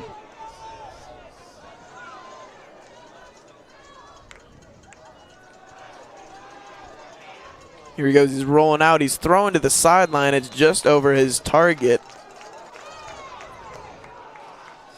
And that was Irwin on the far sideline. Incomplete. 3rd and 15 now.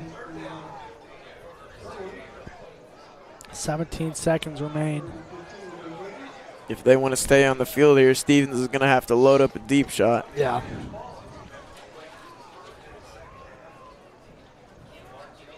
Again, Quakers will get the ball at halftime, but it'd be nice to have a tie game going into the third quarter if you're the Quakers.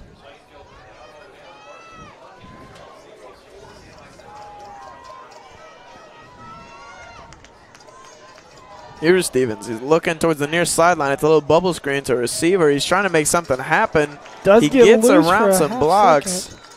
Clock will run. I doubt the Plainfield Quakers will call a timeout. They won't. That'll take us to halftime. Artesians on top. That will take us to halftime. No. Quakers call a timeout right before. Oh, wow. They're going to take one last shot. Had an idea they may, but as the clock was ticking, I thought they were going to let that one go to halftime. So they'll have one more play to decide what they want to do. I'm assuming you're going to see a shot to the end zone here.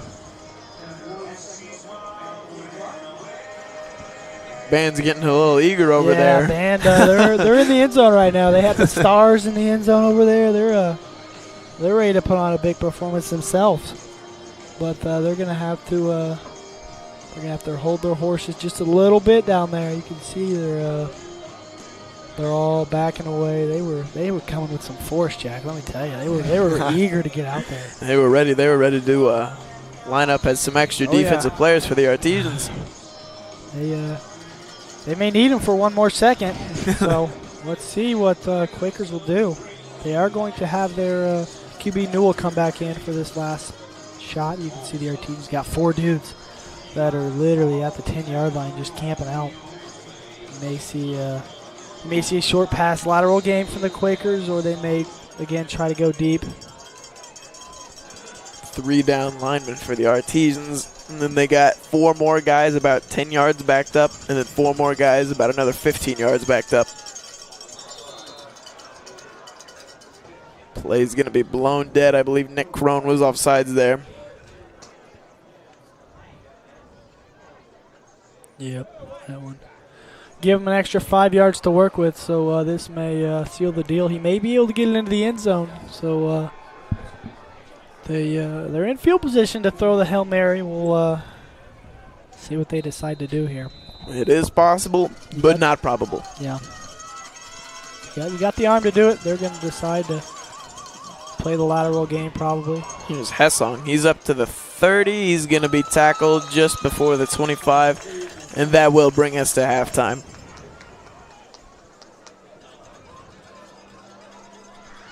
That'll end the first half. At the half, it's the Artesians 14, the Quakers 7. Once again.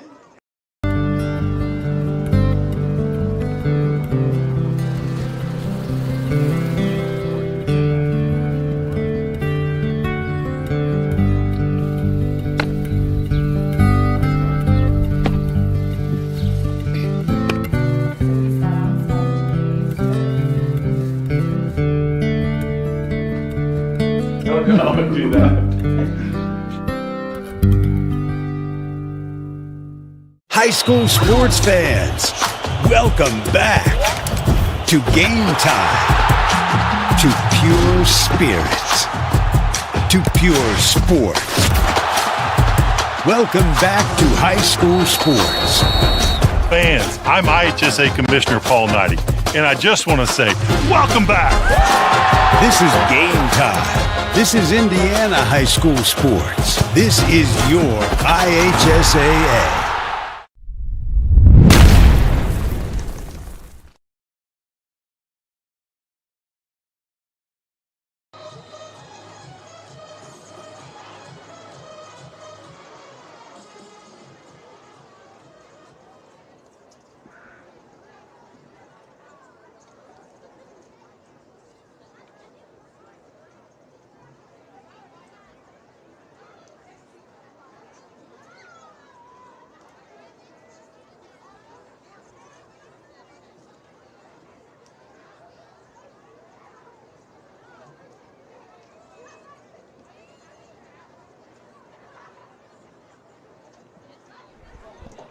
It is senior night tonight, and we'll be introducing the band as well. We'll throw it on over to Mike Johnson for the announcement.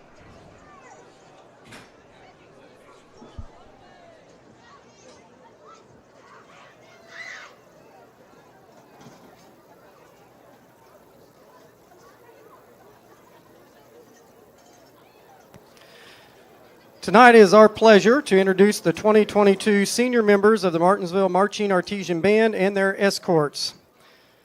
First up tonight, we have Alyssa Bowler and Peyton Bowler.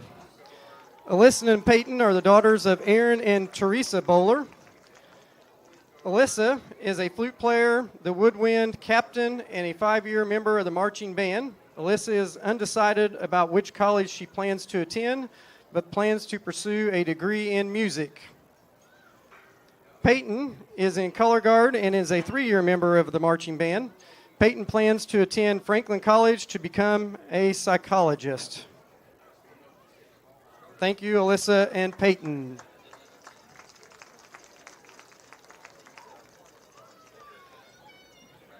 Next up is Lily Ferguson. Lily is the daughter of Charity Ferguson. She is in the color guard and is a 3-year member of the marching band and varsity winter guard. Lily plans on attending an Indiana college to pursue a degree in music education.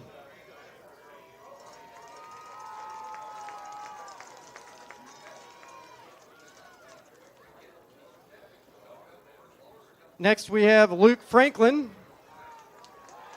Luke is the son of Randy and Stephanie Franklin. He is a snare drummer, drum captain, and is a 5-year member of the marching band and the Martinsville indoor percussion.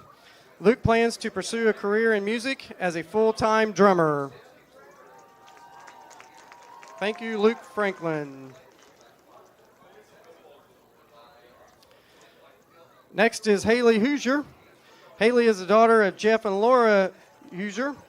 She is a bass drummer and a member of the Martinsville Indoor Percussion. Haley plans to attend either Trine University or Rose-Hulman Institute of Technology to pursue a degree in biomedical engineering. Thank you, Haley.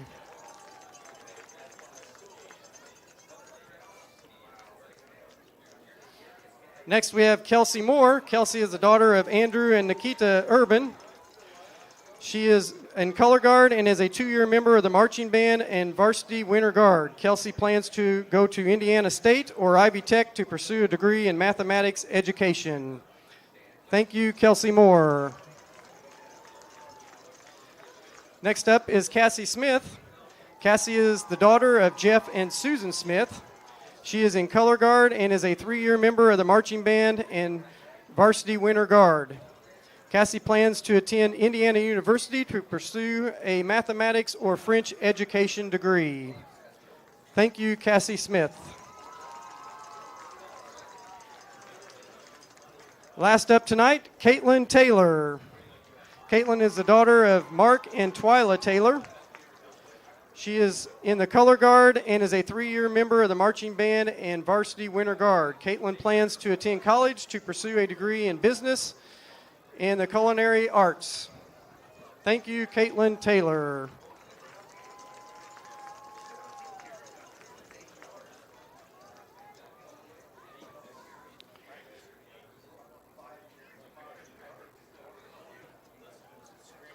We thank the seniors and their parents for their years of hard work and dedication to the marching band and to the music department.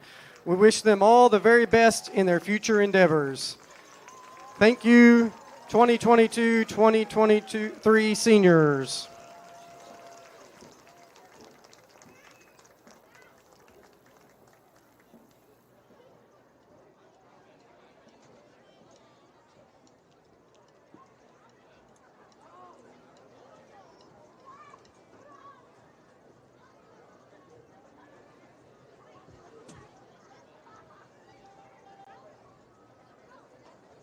Now taking the field is the Martinsville Artesian Band.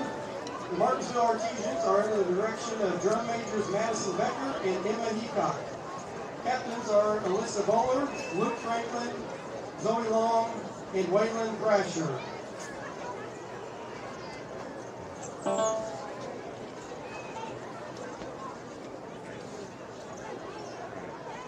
Tonight, the Marching Artesians will perform their entire competition show, To the Moon, featuring original music by John Mapes and Ian Drone.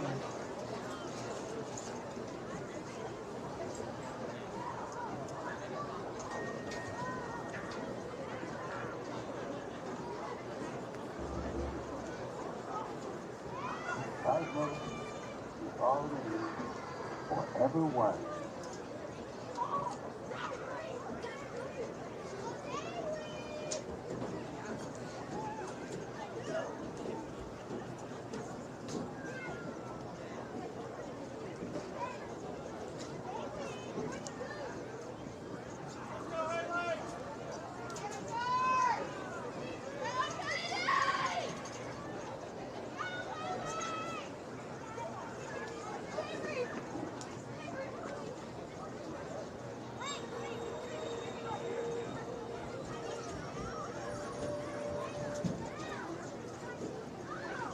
Ladies and gentlemen, the Martinsville Marching Artesian Band.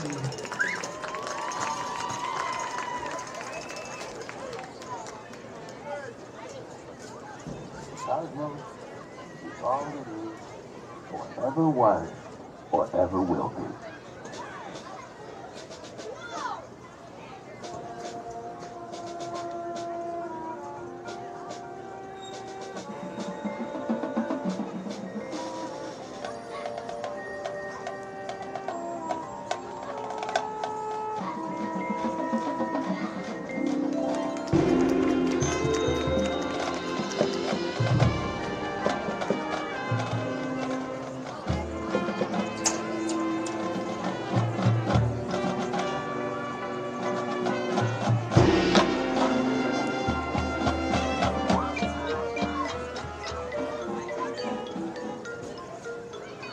Cosmos is also a story about us.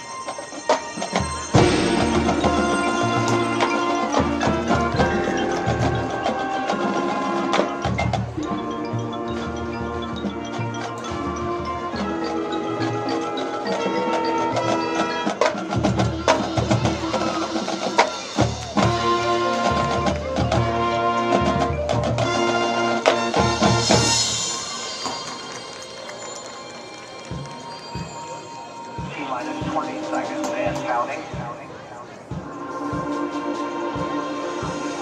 Power units have started.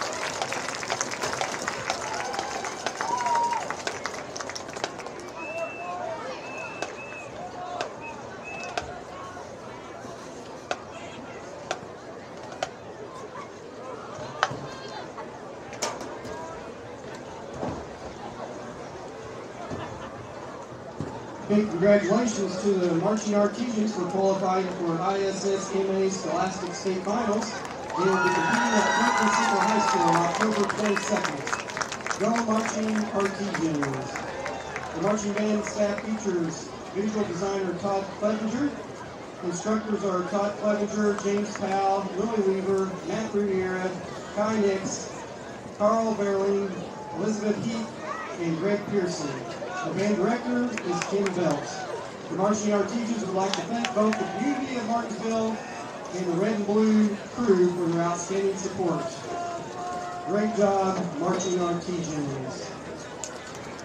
Also would like to direct your attention to the home side of the track for our Martinsville High School dance team.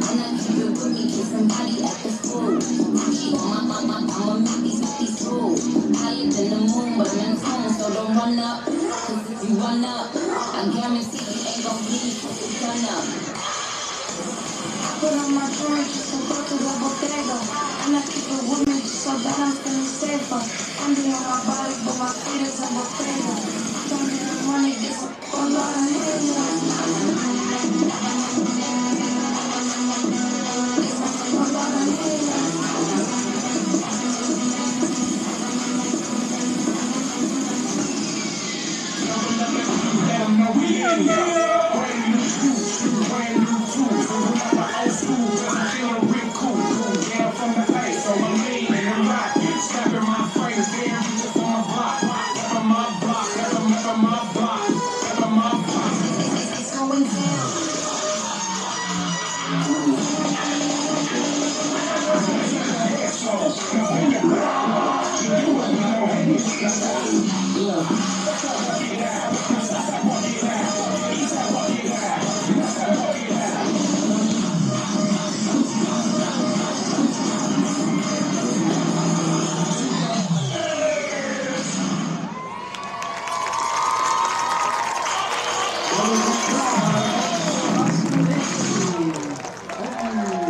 Congratulations to the Martinsville Marching Band and the Martinsville Dance Team for their performances here at halftime that you just saw. We'll be right back at you with the second half of this Mid-State Conference football game. You're watching this on the MHS Rewind YouTube channel, IHSA TV, and WRIP 15 Sports. We'll be right back, folks. I'd like to recognize our sponsors again tonight.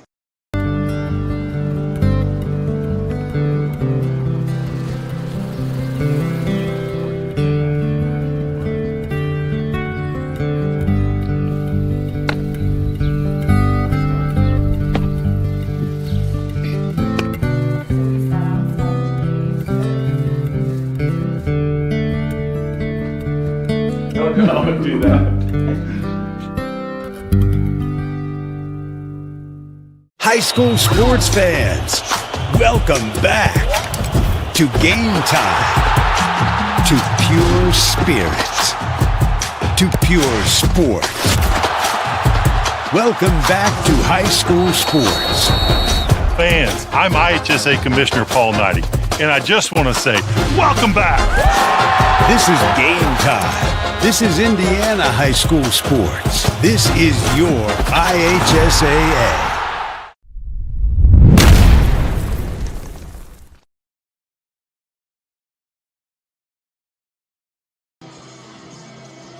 And we are back here at Ciderwoods Field. Your score 14-7 in favor of the Artesians. Both teams kind of struggled a little bit on offense, made some turnovers, but I think overall both teams pretty happy with how their teams played. And again, as I mentioned, the Artesians on the board 7-0. They almost scored on their very first possession, then the Plainfield Quakers came up with a big stop.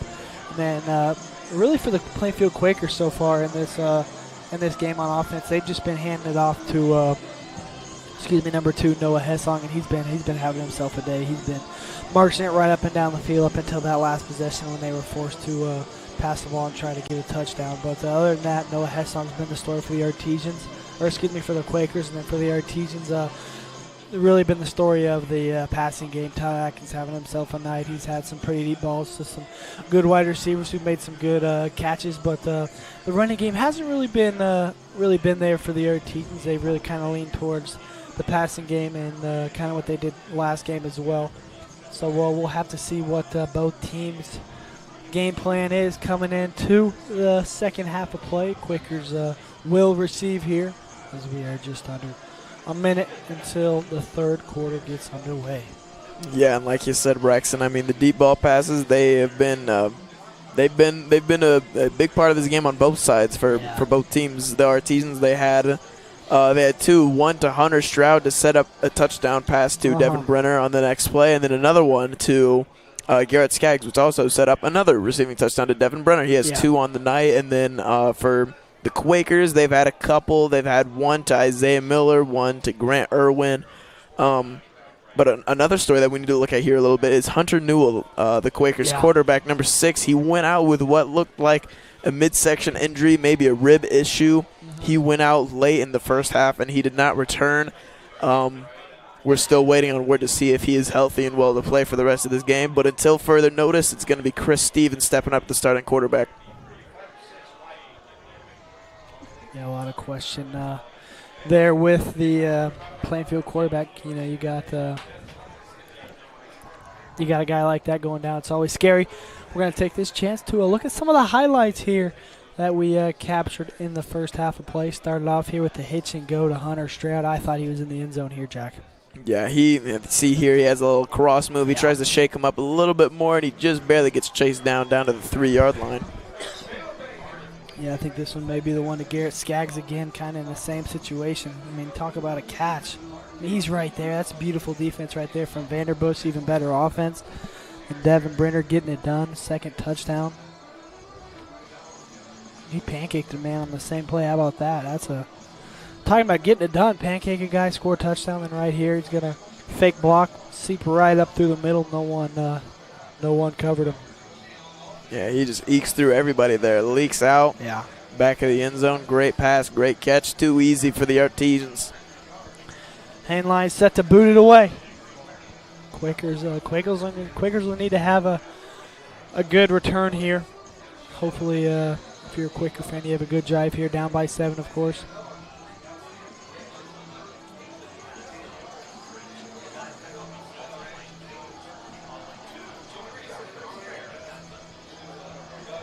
Here's Heinlein. Kick is a little bit lower than we typically see, and it's going to go out of the back of the end zone for a touchback, and the Quakers will set up at the 20-yard line. Going to be really interested to see who comes out to lead this Quaker offense. Getting the Artesian defense. They're going to need to dial in that run from Hessong. He's been having himself a night. They've been seem to lean towards him. Just give him the ball, let him go to work all night. On trots the Quaker offense.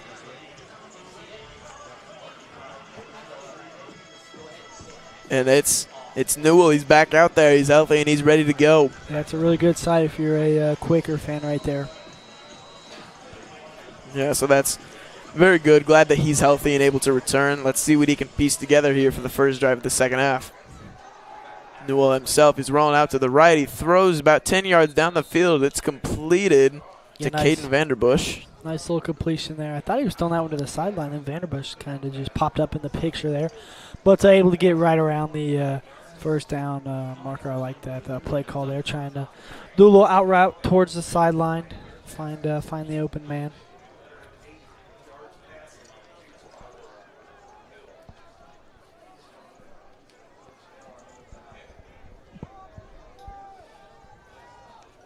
About 2nd and 1 here. They're setting up from. Man in motion. And there he is, the first carry of the half for Noah Hessong. But I don't know if he got that first down. I think he did. They will give it to him. But I mean, that's just really good job by the Artesian defense, just trying to contain this man. He, as I mentioned earlier, had a big first quarter, and they kind of contained him in the second half. Really slowed him down. Then right there, only allowing him to get one, which he only needed one. But you like to see where he's being maintained to those short yardage gains as opposed to the big chunk plays. Yeah, Hessong, he didn't have too many huge breakaway plays. I mean, he had a couple that were for about 8 or 9 yards, but they did a good job of keeping them into under double-digit yard pickups. Ooh, and Logan Poppy jumps the route there. Yeah, great break right there, trying to hit Vanderbush over there for his second completion of the drive. But I mean, that's just Logan Poppy right there. He got that instinct. He knows when it's going, knows when to break. Almost got a hand on that one. So an incomplete pass will set up 2nd and 10.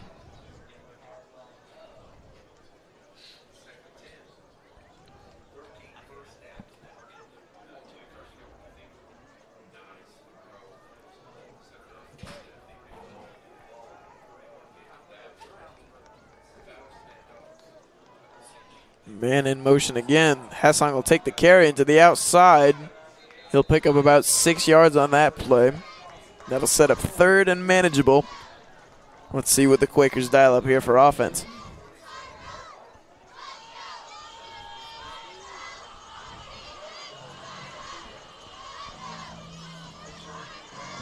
Hessong will take it to the sideline. And Antonio Williams will take his place. Pitch. It is a pitch there to Williams. He does not. He's still on his feet, but he's going to be short of that first down marker.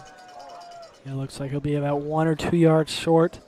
You like the flow of the football there for the Artesians. They had about 3 or 4 guys meeting Williams right there. So got really close, but he will be short, and they're going to elect to punt here. You like the play caller here, or would you like to see Plainfield Quakers stay aggressive, Jack? I would like to see them go for this. Yeah. I mean, they've done a great job of getting at least 3 yards on their run plays. I mean, yeah, hand it off to Hessong, why not? But they are going to punt it. Going to give the ball back to this dangerous Artesian offense. Ooh. Low snap.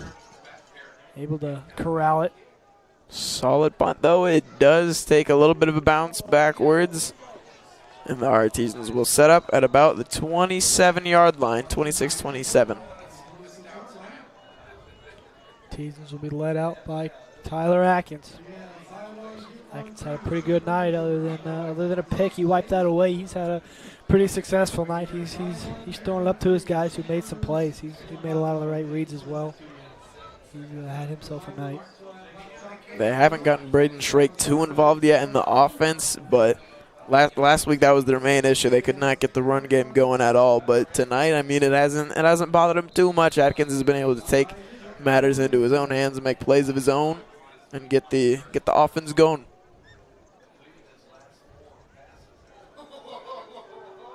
There is Shrake, who we were just talking about.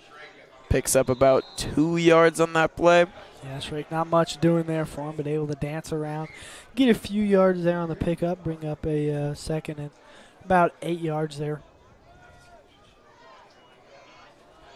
Quakers doing a really good job tonight of containing that man. It seems to whenever Braden Shrake has a breakout game, he's uncontrollable. No one seems to stop him, but past 2 weeks he's been held to not a lot of yards. We'll see if that continues to happen here in the second half. Uh-oh. Atkins is facing some pressure. Skaggs is going down for the catch. He's going to get it. That's just a beautiful beautiful play call there. Garrett Skaggs and Jaden Thacker do a little switch route. Now Tyler Atkins is going to read the corner there. If the corner were to bite, he's going to go over top to Garrett Skaggs. But the corner, the way they play, they're really far off. So Garrett Skaggs, he's going to look, and wherever Tyler Atkins throws, he's going to go back there. Tyler Atkins, beautiful back shoulder throw right there in the glove box of Garrett Skaggs, who seemed to make a lot of diving catches this year. Makes another one right there. First down, Arties.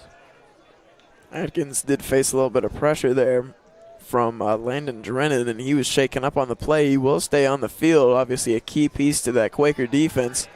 Atkins is facing some more pressure. He's rolling out right, and he's got his man just overthrew, I believe, Braden Shrake. Yeah, they like to run that little running back swing to the right, try to get loose, try to see if anyone leaves him open. He kind of had him there, but he was faced with some pressure. He would have had to throw a perfect ball. And it was just over the hands of Braden Shrake.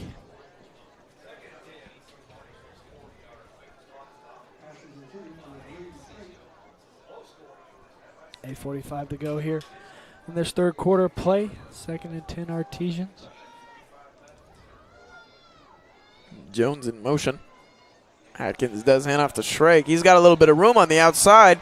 There he goes. First down and more. He's going down the far sideline. Picks up a little over 20 yards there before he's taken down. And the Artesians now set up 1st and 10 at the Quaker 39-yard line. Great pickup there. Yeah, nice hard run there. Even better block. Able to seal the edge there. The Artesians let Braden Shrake seep out. No one was there. He was able to get a huge chunk play into Quaker territory. Now the Artesians, they're rolling here. Yeah, and I was just talking about it earlier. They need to get Shrake involved if they want to have a very successful offense. And I mean, they're trying to get him more involved here as another carry goes to him. This one not nearly as successful, and it gets bottled up right around the line of scrimmage. Yeah, he ran right into defensive end Teamer there. He was made him right as soon as he touched the ball, really. But yeah, Shrake, whenever he gets going, I mean, it's usually a good game for the Artesians. Yeah, well, I mean, the thing is, whenever you got Shrake going and you got Tyler Atkins going, you got the receivers going, there's not much you can do. You can either try to load the box, try to stop the run, then he's just going to kill you over top, or you can try to play, 6, 7, or 8 deep, try to play him in coverage, and Braden Shrake will torch you from the running game. So this offense can be lethal at times when it's all working. I think the Artesians going to have a penalty here. False start, that'll back him up 5. But yeah, it seems like we were just talking about Shrake. It seems like it's almost inevitable for him to break off a large play. It seems like every time I'm up in this box, I'm calling Shrake down the sideline, big pickup. And there he goes, but a little 20-yard pickup there sets them up nicely. But two little plays here didn't go so well for him. Stopped at the line, and then a penalty will set him up 2nd and 15 at about the 44-yard line. Timeout going to be called by the Artesian. Coach Duggar, not a happy camper over there.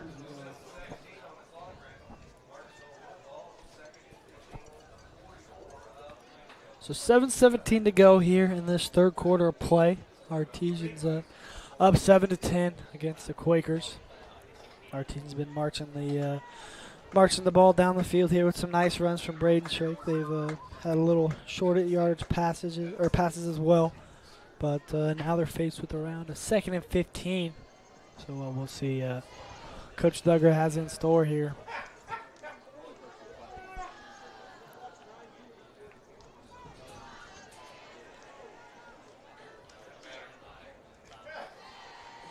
Be really interesting to see if the UT is going to stay with the ground game here, maybe take a shot on this 2nd down play, or just keep it simple and run what they've been running.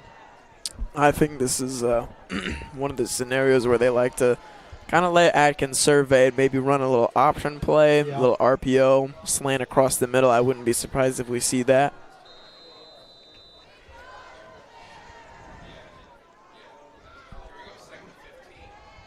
Jones in motion again. Yep, there's the fake handoff. Atkins is rolling out. It looks like he's going to take off with it. Yeah, he'll get some room. He's going to run out of bounds after picking up about 3 or 4 yards. That'll set up 3rd and long, though. And the Artesians are going to have some work cut out for him here to pick up this 1st down. Yeah, Hott will come in for Jones for this this big 3rd down play here in this 3rd quarter. Be interested to see what the Artesians are going to dial up here. Wouldn't be surprised if Tyler Atkins will roll out to the bottom of your screen. We'll see what Coach Duggar thinks here.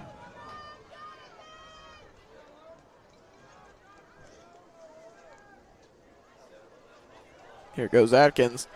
He's facing some pressure. He throws to Thacker, but he's not going to be anywhere close to the 1st down marker. Yeah, he'll be well short here. I believe they will I don't know, man.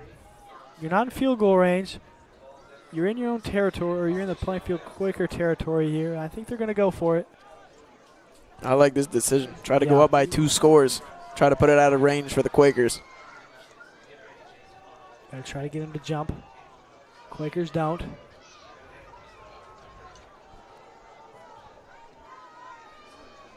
Three receivers on the far side. Atkins is rolling out in that direction. He's loading up down the field. That one wild.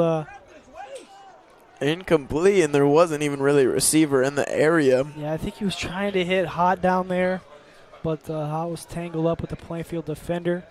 Nevertheless, the Quakers will take over here. Big 4th down stop for the Quakers. Now they have the ball with the chance to try and tie.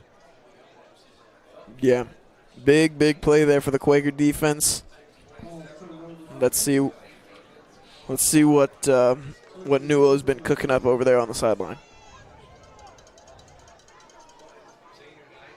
Yeah, as we mentioned earlier, Newell was shaken up late in that 2nd half, but so far he's been able to bounce back in this 3rd quarter.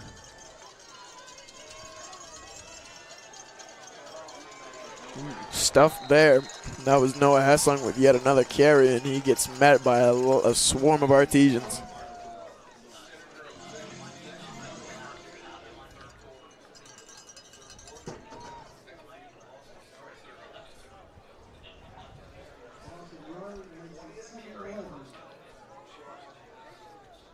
Quakers lose about a yard on that play, so we'll see what they'll have in store here in the 2nd and long.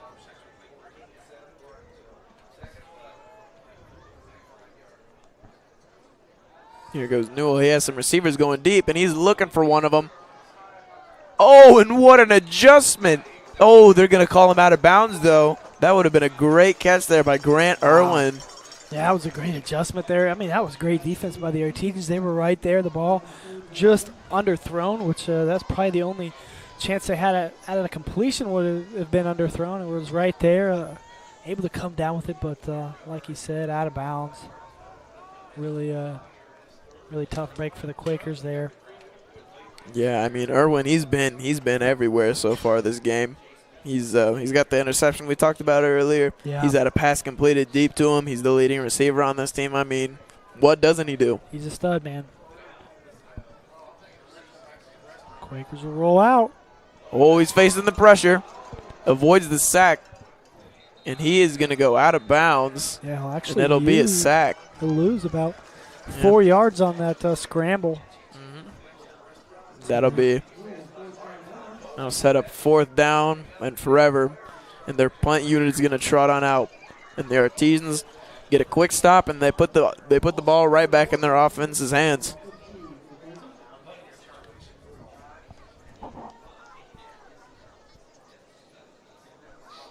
Earlier today, we saw a bad snap from a punt that was able to luckily go back into the punter's hands for him to get it away. The interesting thing about this punting formation, they got no one out wide. So if the Artesians, oh my gosh, that one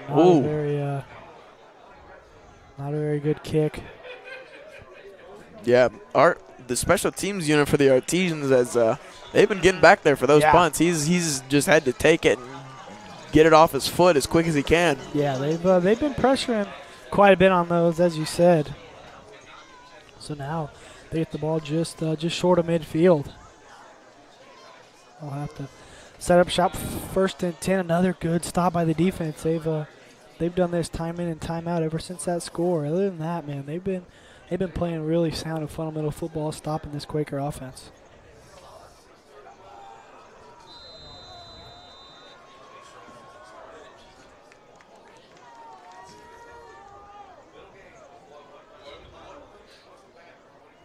Stroud in motion. They're going to do a little sweep to Stroud. He's going to cut it up the middle. Yeah, he's a fast dude. They like to do that play. They give him the ball, let him go to work. He can cut it up anytime he wants. He saw a hole there, beautiful cut, able to get a hard-earned 8 yards there on that play. But they like to use that play with a guy like Stroud who can really move. Yeah, he didn't like what he saw on the outside, didn't really see too much, so he cut it up the middle and made a football move. Got about 7 yards on that play.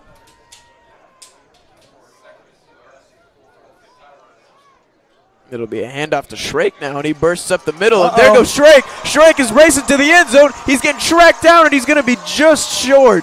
Wow, what a run by Braden Shrake right up the middle. Great hustle there by the Quakers, able to bring him down right around the 2-yard line. Man, beautiful, beautiful run there by Braden Shrake, weaving his way through defenders. Beautiful blocking by the O-line. Now you're going to see it again. Braden Shrake right up the middle. Again, you got lineman downfield blocking for him. Beautiful. Yeah, I mean, and I even talked about it earlier. I mean, it just seems inevitable for Braden Shrake to break off one of those. Yeah. He didn't last week, but he's broken off a couple here tonight after a slow start.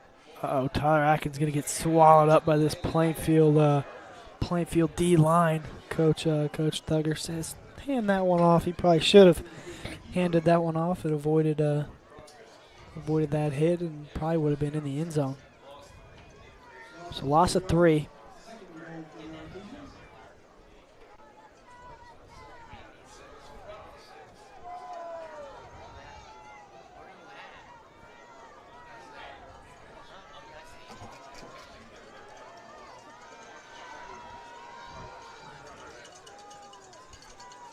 Here go the Artesians, 2nd and goal. He's looking for a fade on the backside, end zone. Oh, my goodness. And he is just out of bounds. Man, couldn't get the foot down. He had the wrong feet down. I mean, he had that ball he was well in the end zone, but the left foot came down first, and it was actually out of bounds. So now the Artesians, when you look like they're at the 3-yard line, going to score. You can see here. That one just out of bounds. Almost had it dragging in. So just as the Artesians have it at the 2-yard line, you're thinking 1st and goal, they're going to score. 2 stops here by the Quakers. Now it's a 3rd and about 6. Big play. Here's Atkins. He's looking the same direction. Ooh, just can't get it. Skaggs can't pull it down. Yeah. That's just Caden Vanderbush's height right there. He's a big dude, 6'4", able to go up. He probably had him beat by about 3 or 4 yards, but the length of Vanderbush able to just tip that one right out of play. So now Hainline has a chance to make it a 2-score game here. A little bit disappointing for the Artesians there, like you said, setting up 1st and goal on the 2 after a huge Braden Shrake run that looked like he may have punched it in. Couldn't get it. Atkins was swarmed to 2 back-to-back incompletions, and the kick was nearly blocked. Whoa. But it's good. Yeah, they brought some pressure on that right side. struggled to block him, but Hainline barely gets it off in time. Artesians up 17-7 here with 3:26 to go in this third quarter play. Fireworks going off.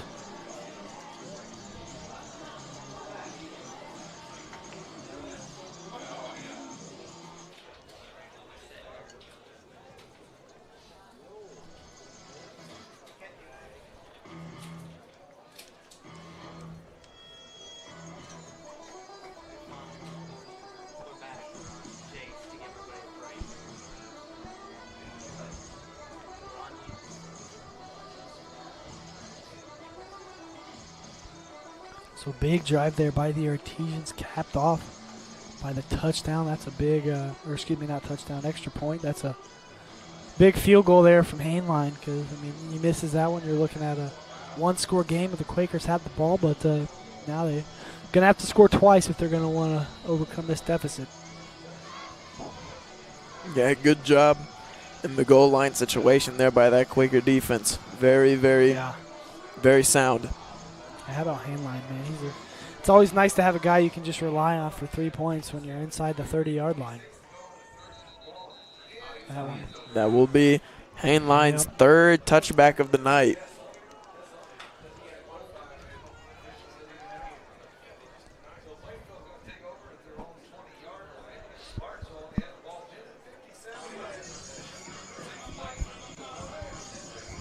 See what the Quakers will come out doing here.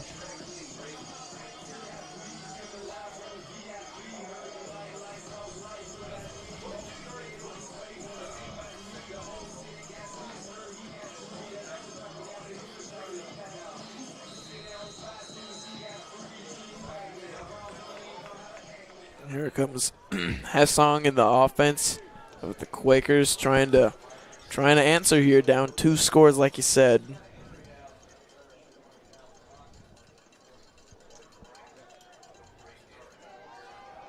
There's a little sweep over there. Ooh, he's got a little bit of space down the sideline. Yeah, that's Irwin himself, man. He's been having himself a day, able to get the edge, showing the speed. Gets close to the first down. Looks like it'll bring up a 2nd and about 2 for the Quakers.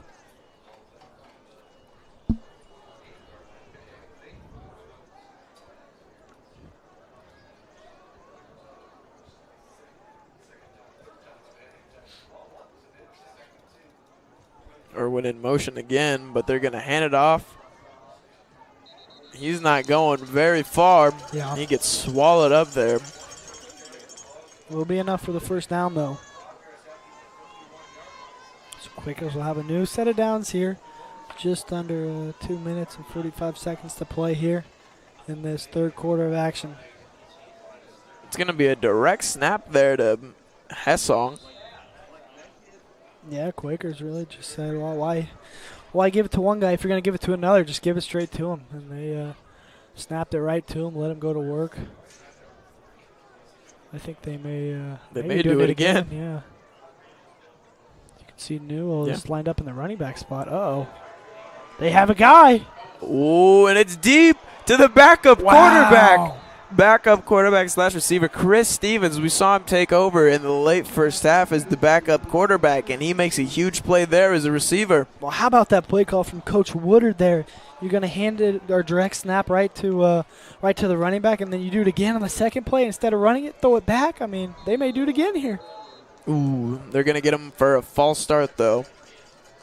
Yeah, that's just a beautiful, beautiful play call there from Coach Woodard, and even better execution by the Plainfield Quakers.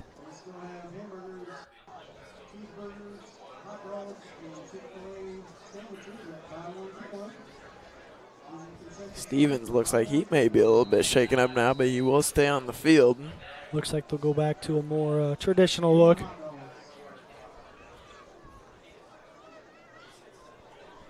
Yeah, Hessong is back in the backfield, and Newell is under center. Pitch to him, though. Not much room, but he's able to get about 4. So clock still ticking here, about 1:45 to go.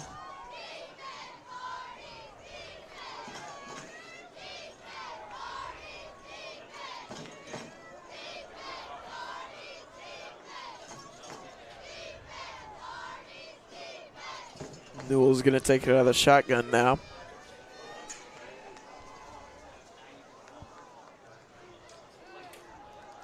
Hand off to Hessong. He's going to burst up the middle there. Going to be short by about 2 to 3 yards at the first down.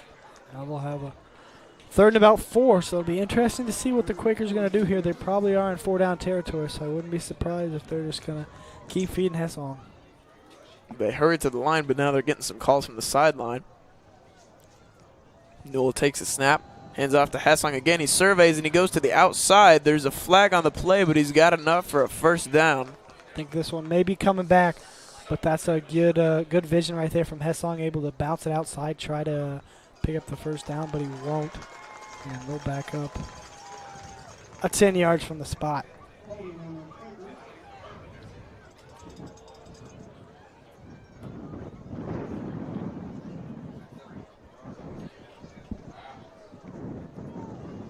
So now 3rd and about 12. And now, I mean, that's just a whole flip. You got to flip the page in the playbook now. You're looking at a 3rd and 4. You got some options now. Now you're kind of limited. Going to probably have to lean towards the air game here. Newell is rolling out left. He delivers to his man Miller. He's going to be shy of the first down, though. Be interesting to see if they want to send out the field goal unit to make it a one-possession game, or they're going to keep this offense out, try to score. They don't have to run a play here as the clock is ticking down. We'll see what the Quakers decide to do. About 20 seconds remaining. About a 6-second difference between the play clock and game clock. And they will not run a play probably. Yep, they're just going to let it go to quarter. So that'll take us to the 4th quarter. The Artesians on top of the Quakers, 17-7. You're watching Martinsville football on the MHS Rewind YouTube channel, IHSAA TV, and WRAP 15 Sports.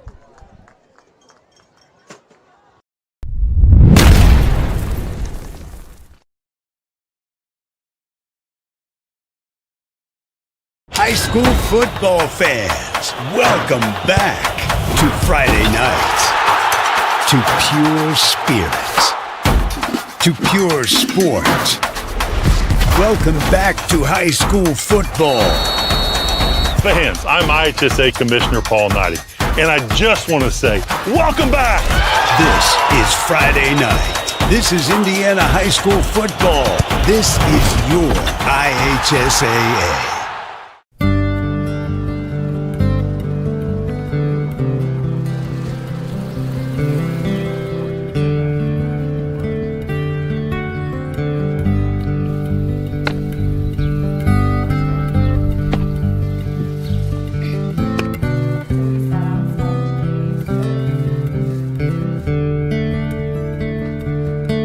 Don't do that.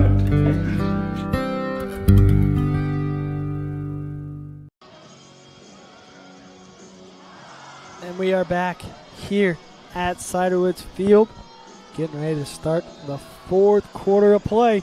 Artesians lead 17-7. Big 4th down play right here. They're going to snap it. Newell's play is blown dead. That'll back them up 5. False start against the Quakers. Man, a big shot in the foot there. Yes, twice now. I mean, they had the 3rd and about 4, and then they had the 10-yard holding penalty, and then just right there, another 5-yard penalty. That's a killer. Going to bring up a 4th and about 9 now, so that's going to tighten up the playbook for Coach Woodard now. Yeah, and that's crucial, like you said. I mean, that completely limits your plays that you can run 4th and 4. I mean, you can do. I mean, it's not likely that they're going to run it, but you never know with a guy like Hessong. I mean, your playbook is not very limited, but 4th and 9. I mean, that kind of silly mistake can lose you ball games. Yeah. Every yard counts. See what they do here. Newell's feeling pressure. That's Brenner in his face. Daniel Ham had a hand on him, and he's reaching for it. He's out of bounds. Think he got it. See where he spots him. It's all going to depend on the spot, folks. He'll get it. First down. Wow. Quakers, talk about a scramble. Yeah, he had everyone on his face. Brenner, Ham. Yeah, he's just making dudes miss. Uh-huh. Great play there by Hunter Newell.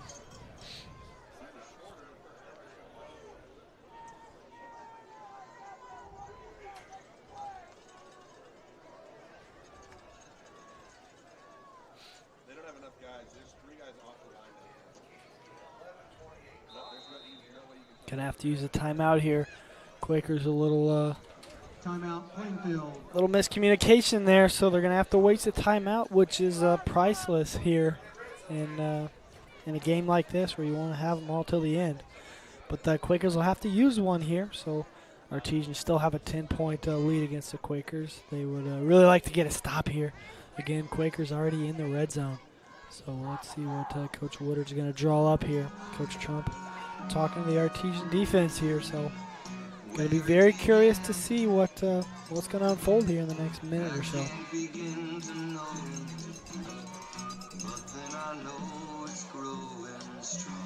This is a big turning point in this game because the Artesian's able to they're able to get the stop. You're looking at you got the lead up by 2 possessions, and it's Braden Shrake time. You give him the ball, let him just wind down that clock. So on the other side, if the Quakers score, they're within 3 points here. So a lot can happen here. Really, really important stretch in this game.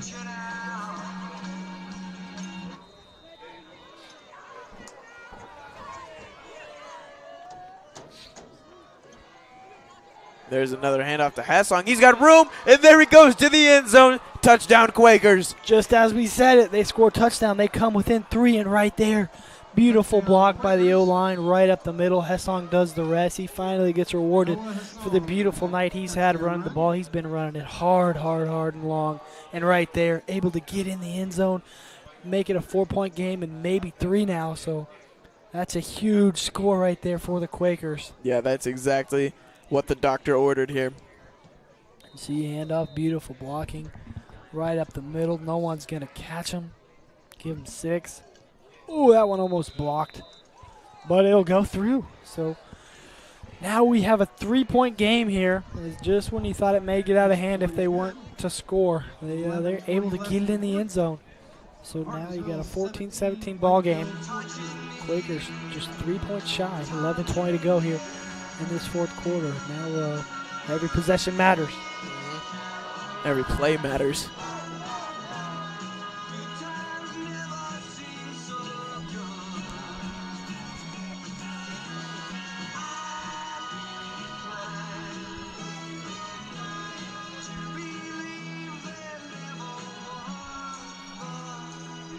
Grimes is going to set up here to kick away to the Artesians, who look to cash in, maybe make it a 2-possession game again.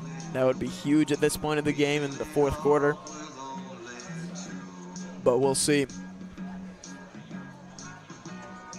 Really important for the Artesians to field this kick. This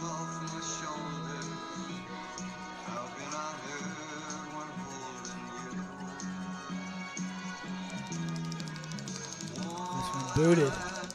Skaggs will have a chance to return. He will do so. He's going up the far sideline. He gets past the 25, and now he's backpedaling.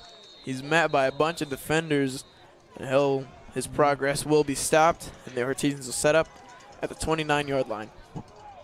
So this is a big point in this game right here. The Artesians, if they're able to march down, go into the score, that's going to hurt the Plainfield Quakers a lot. But, if the Quakers get a stop here, they're looking to have the ball, the chance to take the lead. Very interesting.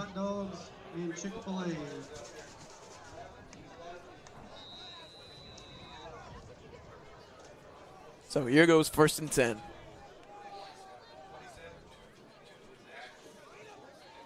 Hand off to Shrake. Not much doing. Yeah, Quakers have done a pretty good job of containing him. He is stuffed quickly at the line.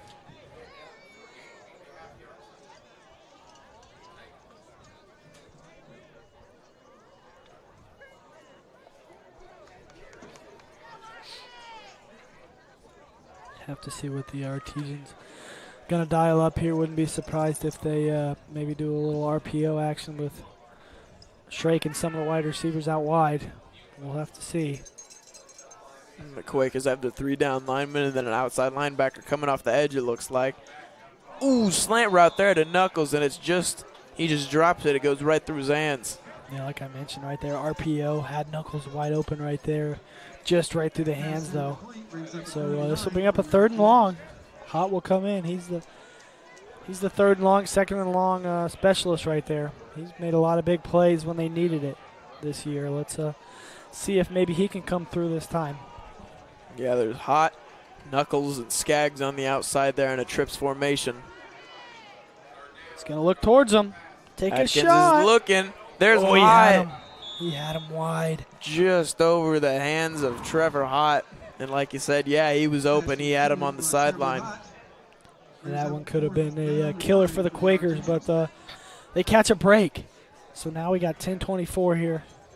See Atkins and Doug are talking here.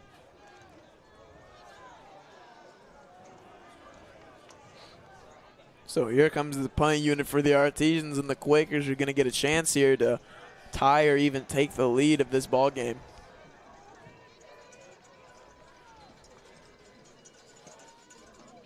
There's the punt, another low one towards the far sideline. Not a great punt. And then there's a flag, late flag on the back where the punt happened. Going to be against the Artesians on sportsmanlike conduct, I believe. Coach Duggar fired up on that sideline. Not very happy with how the Artesians are playing right now.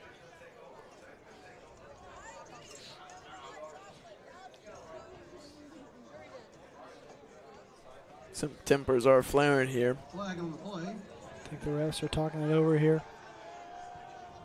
And it will be unsportsmanlike conduct on the Artesians. Personal foul on the Artesians. And that'll move the Quakers up into Artesian territory. A lot of mental mistakes here tonight from both teams. Really been costly. Quakers had some earlier on. They had about a 3rd and 5, and then they had an unsportsmanlike conduct, and you're looking at a 3rd and 20. So a lot of costly penalties tonight. Let's see if the Quakers can capitalize.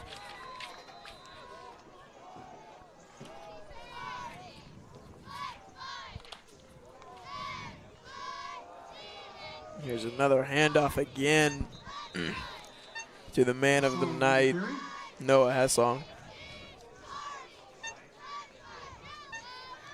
Doesn't get too much on it. It is, well, he does get a solid pickup, about 5 yards. Yeah. 4 or 5 yards, set up second and about 5.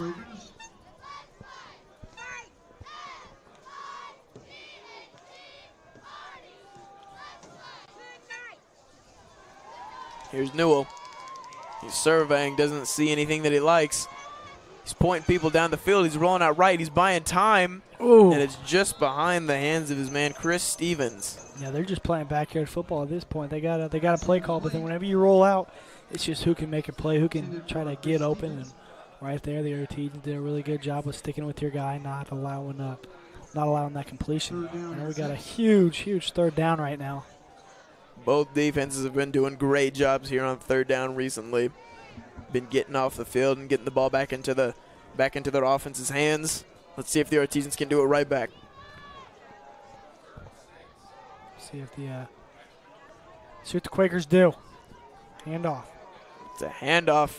Gonna be short. He's gonna be, yeah. So you're looking at a 4th and 2, Jack. You think it's a must go for? You're in your own territory here. You got 9 minutes to go. About 9:24. Since the defenses in this game have been firing, I think it's a 50-50 right now. It just depends on how the coach is feeling right now, and it looks like they are going to be going for it. Be a long field goal if they went that route. It's a fake handoff, and it's going to be complete. Who else? Yeah. Caden Vanderbush, able to receive a nice catch out there. That's a smart play. He knows where the sticks is, gets about 2 yards beyond it, and beautiful catch, beautiful throw. Yeah, and in that situation, I would hate to be a head coach because you got everyone looking at you 4th and 2 in opposing territory. You're down by 3 in the 4th quarter. Do you trust your defense? Yeah, do you trust your defense to come up with a stop? Do you put the ball in your talented quarterback's hands. He gets the job done. He's going to roll out here. He's got another first down and more. Going to try to hurdle him. He's going to take a shot, but that's going to move the sticks once again. Now Quakers working in the red zone. Yeah, the ball distribution here has been pretty great between Miller, Hessong, Irwin, Vanderbush, Stevens. They've gotten it around to everyone tonight. Yeah.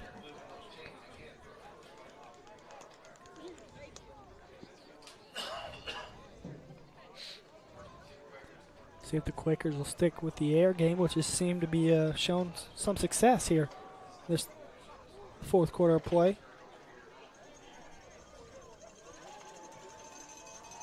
It's another handoff to Hessong, and he shoots up the middle, and he's going to score there. his second rushing touchdown of the night. Noah Hessong scoring when they need him. Plainfield Quakers take the lead.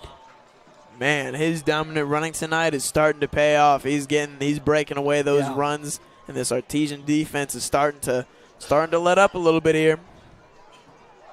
Big PAT here. Let's take a look at this play again. Hessong right up the middle, kind of like exactly what he scored on earlier. No one can get him. PAT up. And good. It is good. 21-17. Quakers take the lead for the first time all night. Talk about a big possession. This is what the Artesians will have. We'll see what they can do. Let's take a look at some of the sectional preview for the Artesians. They are in sectional 23 and 4A. They drew out Greenwood, Mid-State Conference opponent, so they'll play them next week at Greenwood. And then if they manage to win that one, then they will play at home against the winner of Bedford North Lawrence and Shelbyville. So kind of look into the future there for the Artesians, but right now they got their hands full, down by 4 against the Plainfield Quakers, who've really given the Artesians some trouble in the last few years. As I mentioned, haven't beat them since 2018, and right now the Quakers looking to keep that streak alive. Yeah, Quakers are giving the Artesians one of their toughest games of the year so far. Haven't trailed much when we've been calling at home. Yeah, Artesians have done a great job so far this year, but Quakers are giving them fits right now. Let's see if the Quakers can hold on or if the Artesians are going to battle back into it. Again, the Quakers scored 14 unanswered points right now. Out of bounds kick, Braxton. That's huge. That is huge. That's going to give the Artesians some good field position, but right now they got to do something with it. The offense is going to have to come out firing, moving the sticks.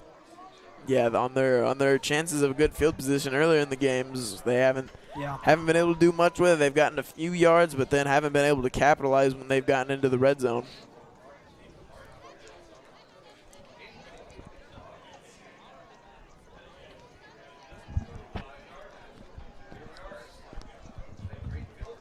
So here we go. Last year, Plainfield Martinsville came down to the wire. Plainfield was able to escape barely. That was a great game. And right now, this one looking to come down to the wire as well. Ooh, just out of the hands of Hunter Stroud there. A little slant route. It was pretty high. Hunter had to go up and try to come down with it. Wasn't able to. Scary pass if you're an Artesian fan there. You don't want to see a Quaker come up with that one. That one tipped in the air. That one holds their breath. The Artesians able to catch a break. So we'll have to see what happens. Live to see another down. Here goes Atkins rolling out left. He's surveying. He's feeling the pressure. He's just chucking it deep to Skaggs. Oh, and he comes. Oh, just incomplete. Man. Skaggs almost made an incredible play on the ball, way underthrown. Yeah, that would have been an incredible comeback catch from Skaggs. Man, now you're looking at a huge 3rd and 10 right now. The Artesians can't manage to get this. You're giving the ball back to a very dangerous and hot Plainfield Quaker offense. Yeah, this is very huge, Braxton. This is a turning point in the game right now. Can the Quakers begin to dominate late in this second half? Or will the Artesians have an answer? Let's see. Here goes Atkins. Feeling more pressure. He's going to go down. That's a sack. And there's a flag as well, and I believe it will be holding on the Artesians. So this one's going to probably be declined if that's the case. And it is. Wow, so Artesian's going to be forced to punt here. Clock is ticking, under 8 minutes now. Holding on the Artesians, decline. So penalty obviously declined. Now you got a 4th and forever. Brings up 4th Gonna have down to for send the it away. Yeah, this Artesian defense, this is going to be one of their biggest tests of the season up to this point.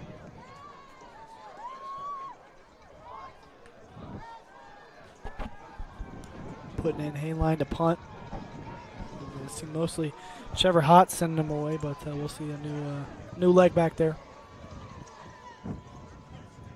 That one a good boot. Oh, and it takes an Artesian bounce as goodness. well. What a bounce! Ethan Hainline. Inside the 15, down to the 14-yard line. What a punt. Talk about a kick. There is a flag. Man, oh, man.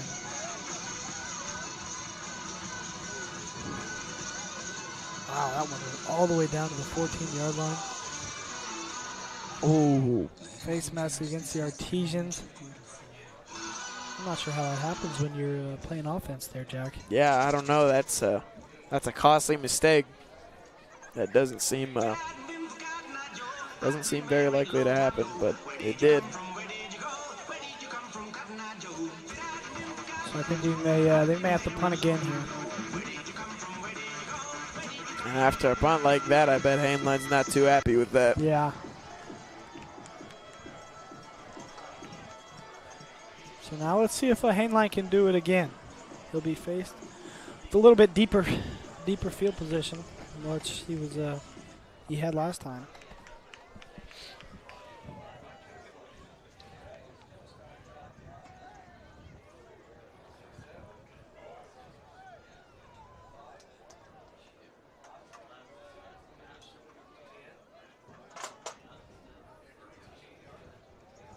So now Hainline will be backed up to his own end zone. See how far he can send this one. And they got a very dangerous dude back there in Hessong returning.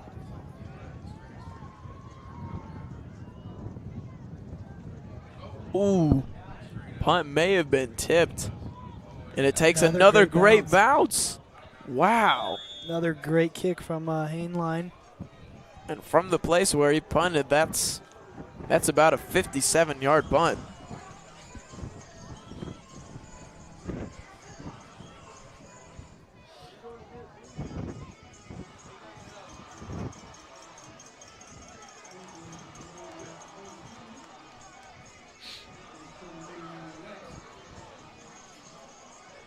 So we're under 8 minutes here, folks, and with the game that Hessong has been having, if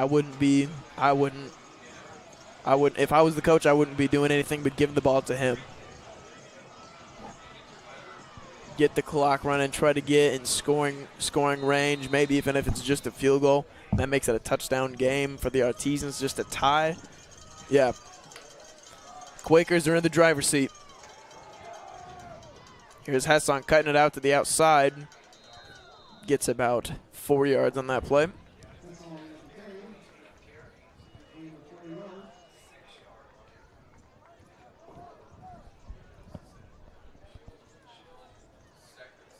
They'll bring about a 2nd and 6 for the Quakers now. They're in no hurry right now, letting the clock tick, tick, tick.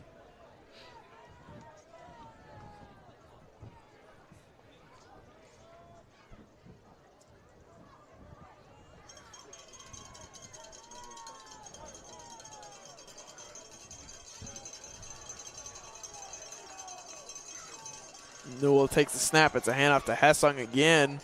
He picks up about 2 to 3 yards on that play. It'll bring up 3rd and short. Yeah, I mean, you like this spot if you're the Quakers. 3rd and 3, you can hand it off once, maybe even twice. And when you got a guy like Hessong, the odds of him getting the first down in 2 plays is very, very high.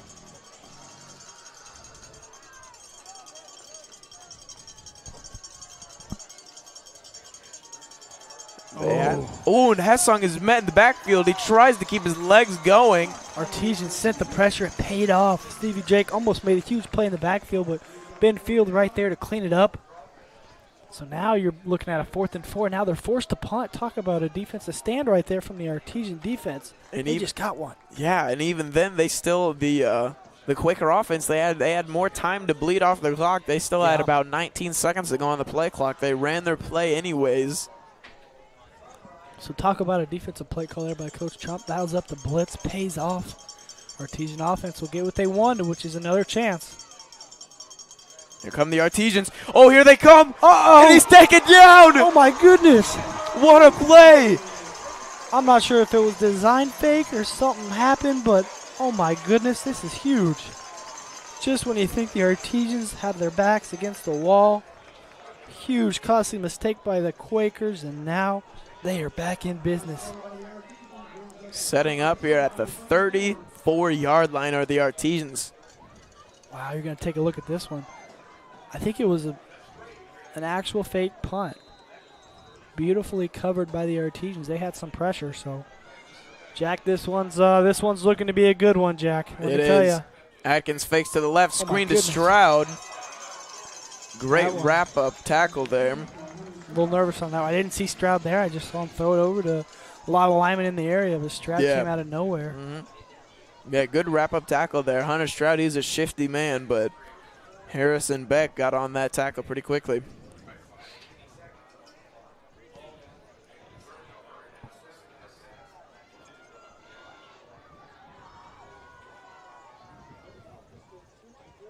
Hand off to Shrake. Dancing around, going to get the first down.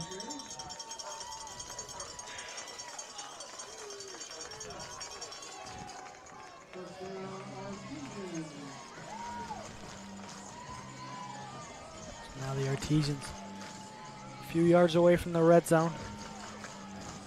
4:54 and counting.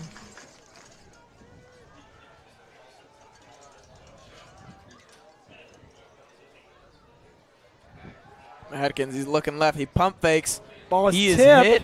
Ooh, Stroud couldn't make a play on that one. It was underthrown because Atkins got hit. Yeah, he took a shot there.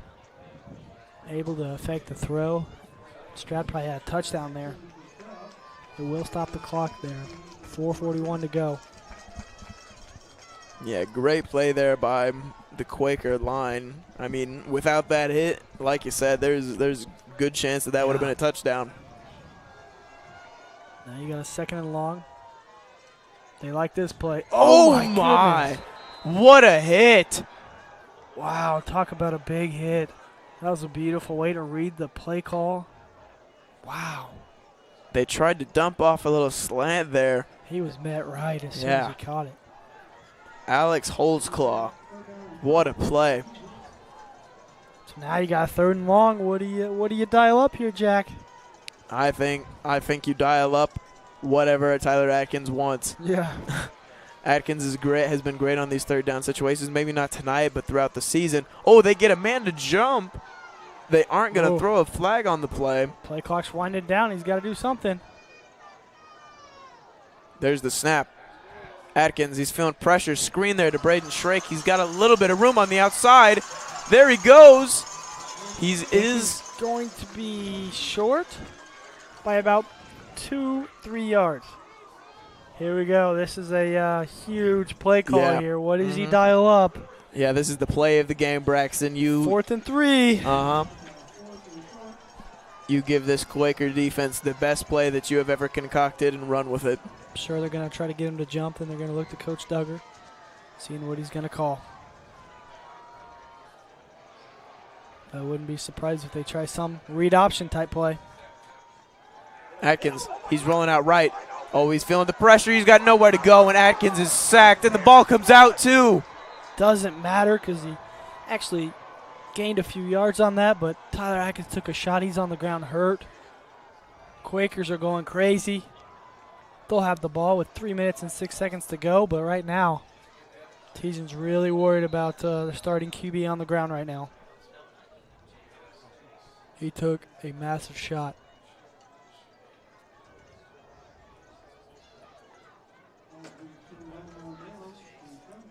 He's going to get up and walk. Great sight.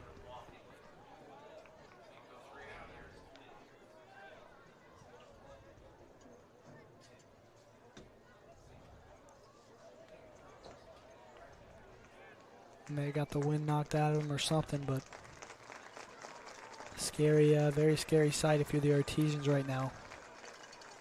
You don't want to see that guy hurt. Yeah, definitely not. He seems to be still shaken up, walking off the sideline. We'll have to keep an eye out on him.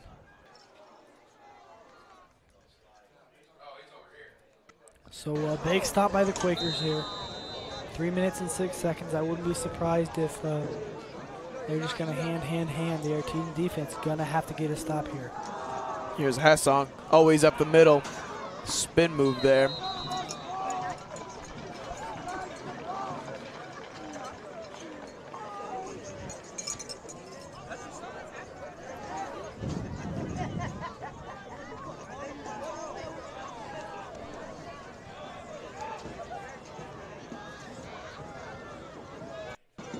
Clock counting. 2:38 to go here. Second and about 2. If the Quakers are able to get a first down here, you gotta start to think the Artesians are gonna have to start using some timeouts.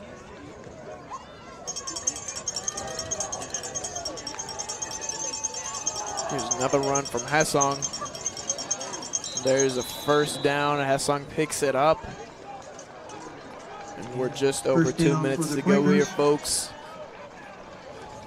It's going to be interesting to see if the defense is able to get a stop. Tyler Atkins, starting QB, looks to be still out on the sideline getting evaluated. The backup QB, Bo Dilly, has a concussion. So you may be looking towards a freshman, Reese Wolf, who may have to step up to the plate due to the quarterback shortage. We'll have to see, but before any of that can happen, the Artesian defense is going to have to step up. 1:53 to go. Hassong. Nowhere. Artesians probably going to call timeout. Stop at the line. Timeout Artesians. Timeout Minute 44 to go. So if we all do the math, everything goes well here in these next 2 plays here. If you're able to hold them, they turn away, you'll have the ball with just under a minute to go, around 40 to 50 seconds, and you'll have the ball in that dude right there's hands, Reese Wolf. And we'll have to see what the freshman can do. Obviously, they'll be a little limited rather than having Tyler Atkins, who knows the full playbook. So very intriguing to see what happens if the Artesians able to get a stop. It'll be interesting. Again, 1:44 to go and counting. Artesians call a timeout. They're second of the half. They'll have one more remaining. Tyler Atkins on the injured table over there. He may what looks to be have a head injury maybe. Been rubbing that head.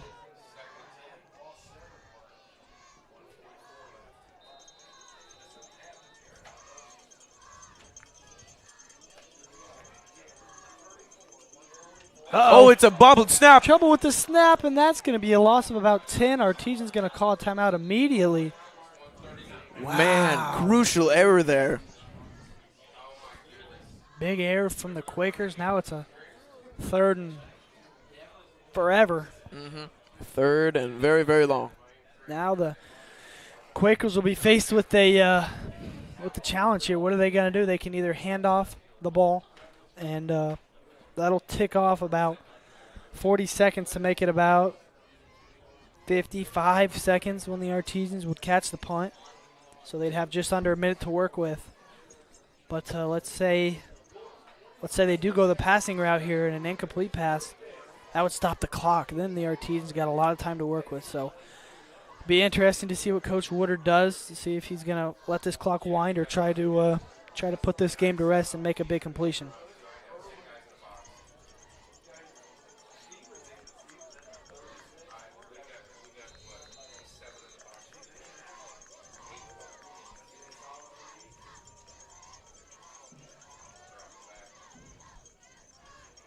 Artesian defense is dropping a lot of people back. They were stacking the box early. Pitch. A little pitch there to Hassong. Nothing going. They meet him quickly. Here we go. bring them down. They're going to get the ball back with just under a minute to go here, and it's going to be in the hands of freshman Reese Wolf. Like I mentioned earlier, Tyler Atkins being evaluated right now. Bo Dilly has a concussion, so they may have two quarterbacks with concussed right now if that were to be the injury with Atkins. So they're going 3 deep with Wolf. We'll see what he can do. Quakers, I think, are going to call a timeout with around 1 second to go on the play clock. 55 seconds to go, game clock right now. Plainfield going to call a timeout. Now it's going to leave 51 seconds to go. So the Artesians, they wanted a chance. They're going to get a chance. They're backed against the wall, though, Jack, let me tell you. Yeah, it's going to have to come down to Aaron Rodgers, Tom Brady-like drive here from the freshman.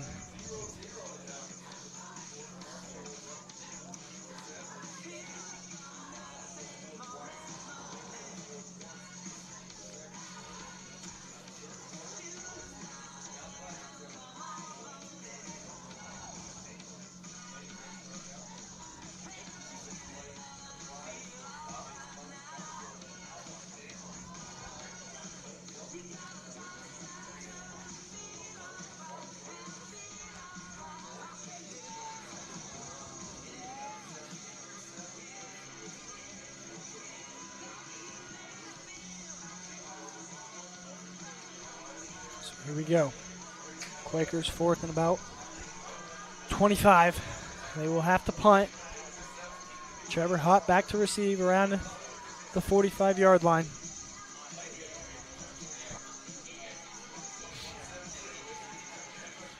Now, they have had some trouble here with the punt unit, so, I mean, this is no given that they're going to get this punt out.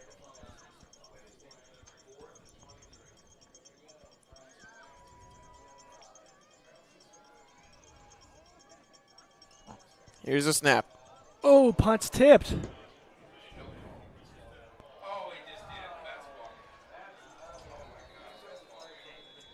They have a flag in the backfield, though. They ran into the punter. If that is on the Artesians, that will be the ball game. Running into the kicker. Flag came out very, very, very late, let me tell you.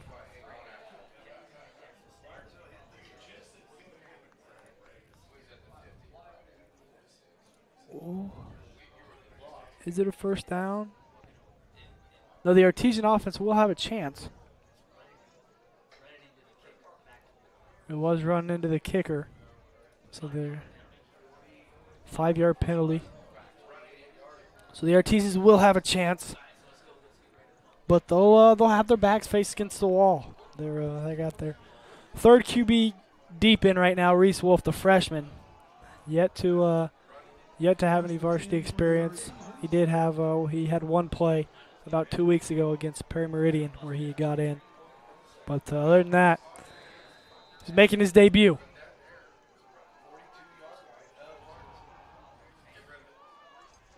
He's going to throw a Wolf shot. Is loading up deep. It's going to be intercepted.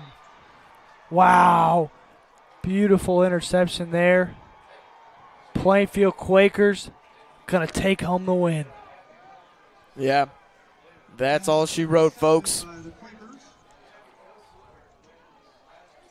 They'll come in here. The Quaker offense will come in here, kneel it out, and take home the victory, the upset victory against the Martinsville Artesians. We talked about some big game here tonight. You know, one team's going to have a lot of momentum going into the postseason, and right now it's going to be the Plainfield Quakers. Talk about a win for them, knocking off the number 9 team in 4A right now. Martinsville Artesians, the Artesians, suffering their second straight loss in a row. Yeah.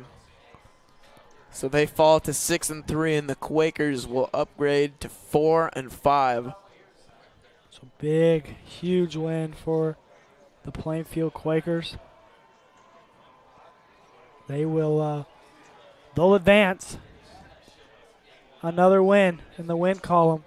Artesians will fall to, as you said, 6-3. But Jack, you know what the best part of this game is for the Artesian? What is it, Braxton? That it's over. That it is over. It's over. Clock winding down. The Artesians, they're going to have to erase this game.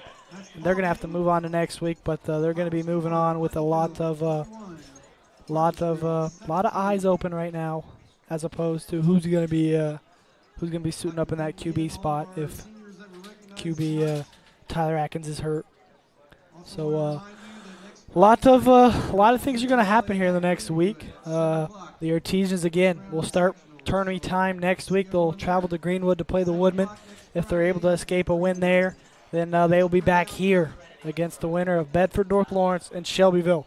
So hopefully we will see in about 2 weeks here if everything goes well. Yeah. Take us home, Jack. If everything goes according to plan, that'll wrap it up here from Ciderwitz Field. The Artesians fall to the Plainfield Quakers 21-17. This has been a student production of the MHS Rewind YouTube channel, IHSAA TV, and WRAP 15 Sports. I'd like to thank all the students at the Art TV program at Martinsville High School who are responsible for producing tonight's game. For our wonderful camera crew, along with my broadcasting partner, Braxton Dilly, good night, everyone.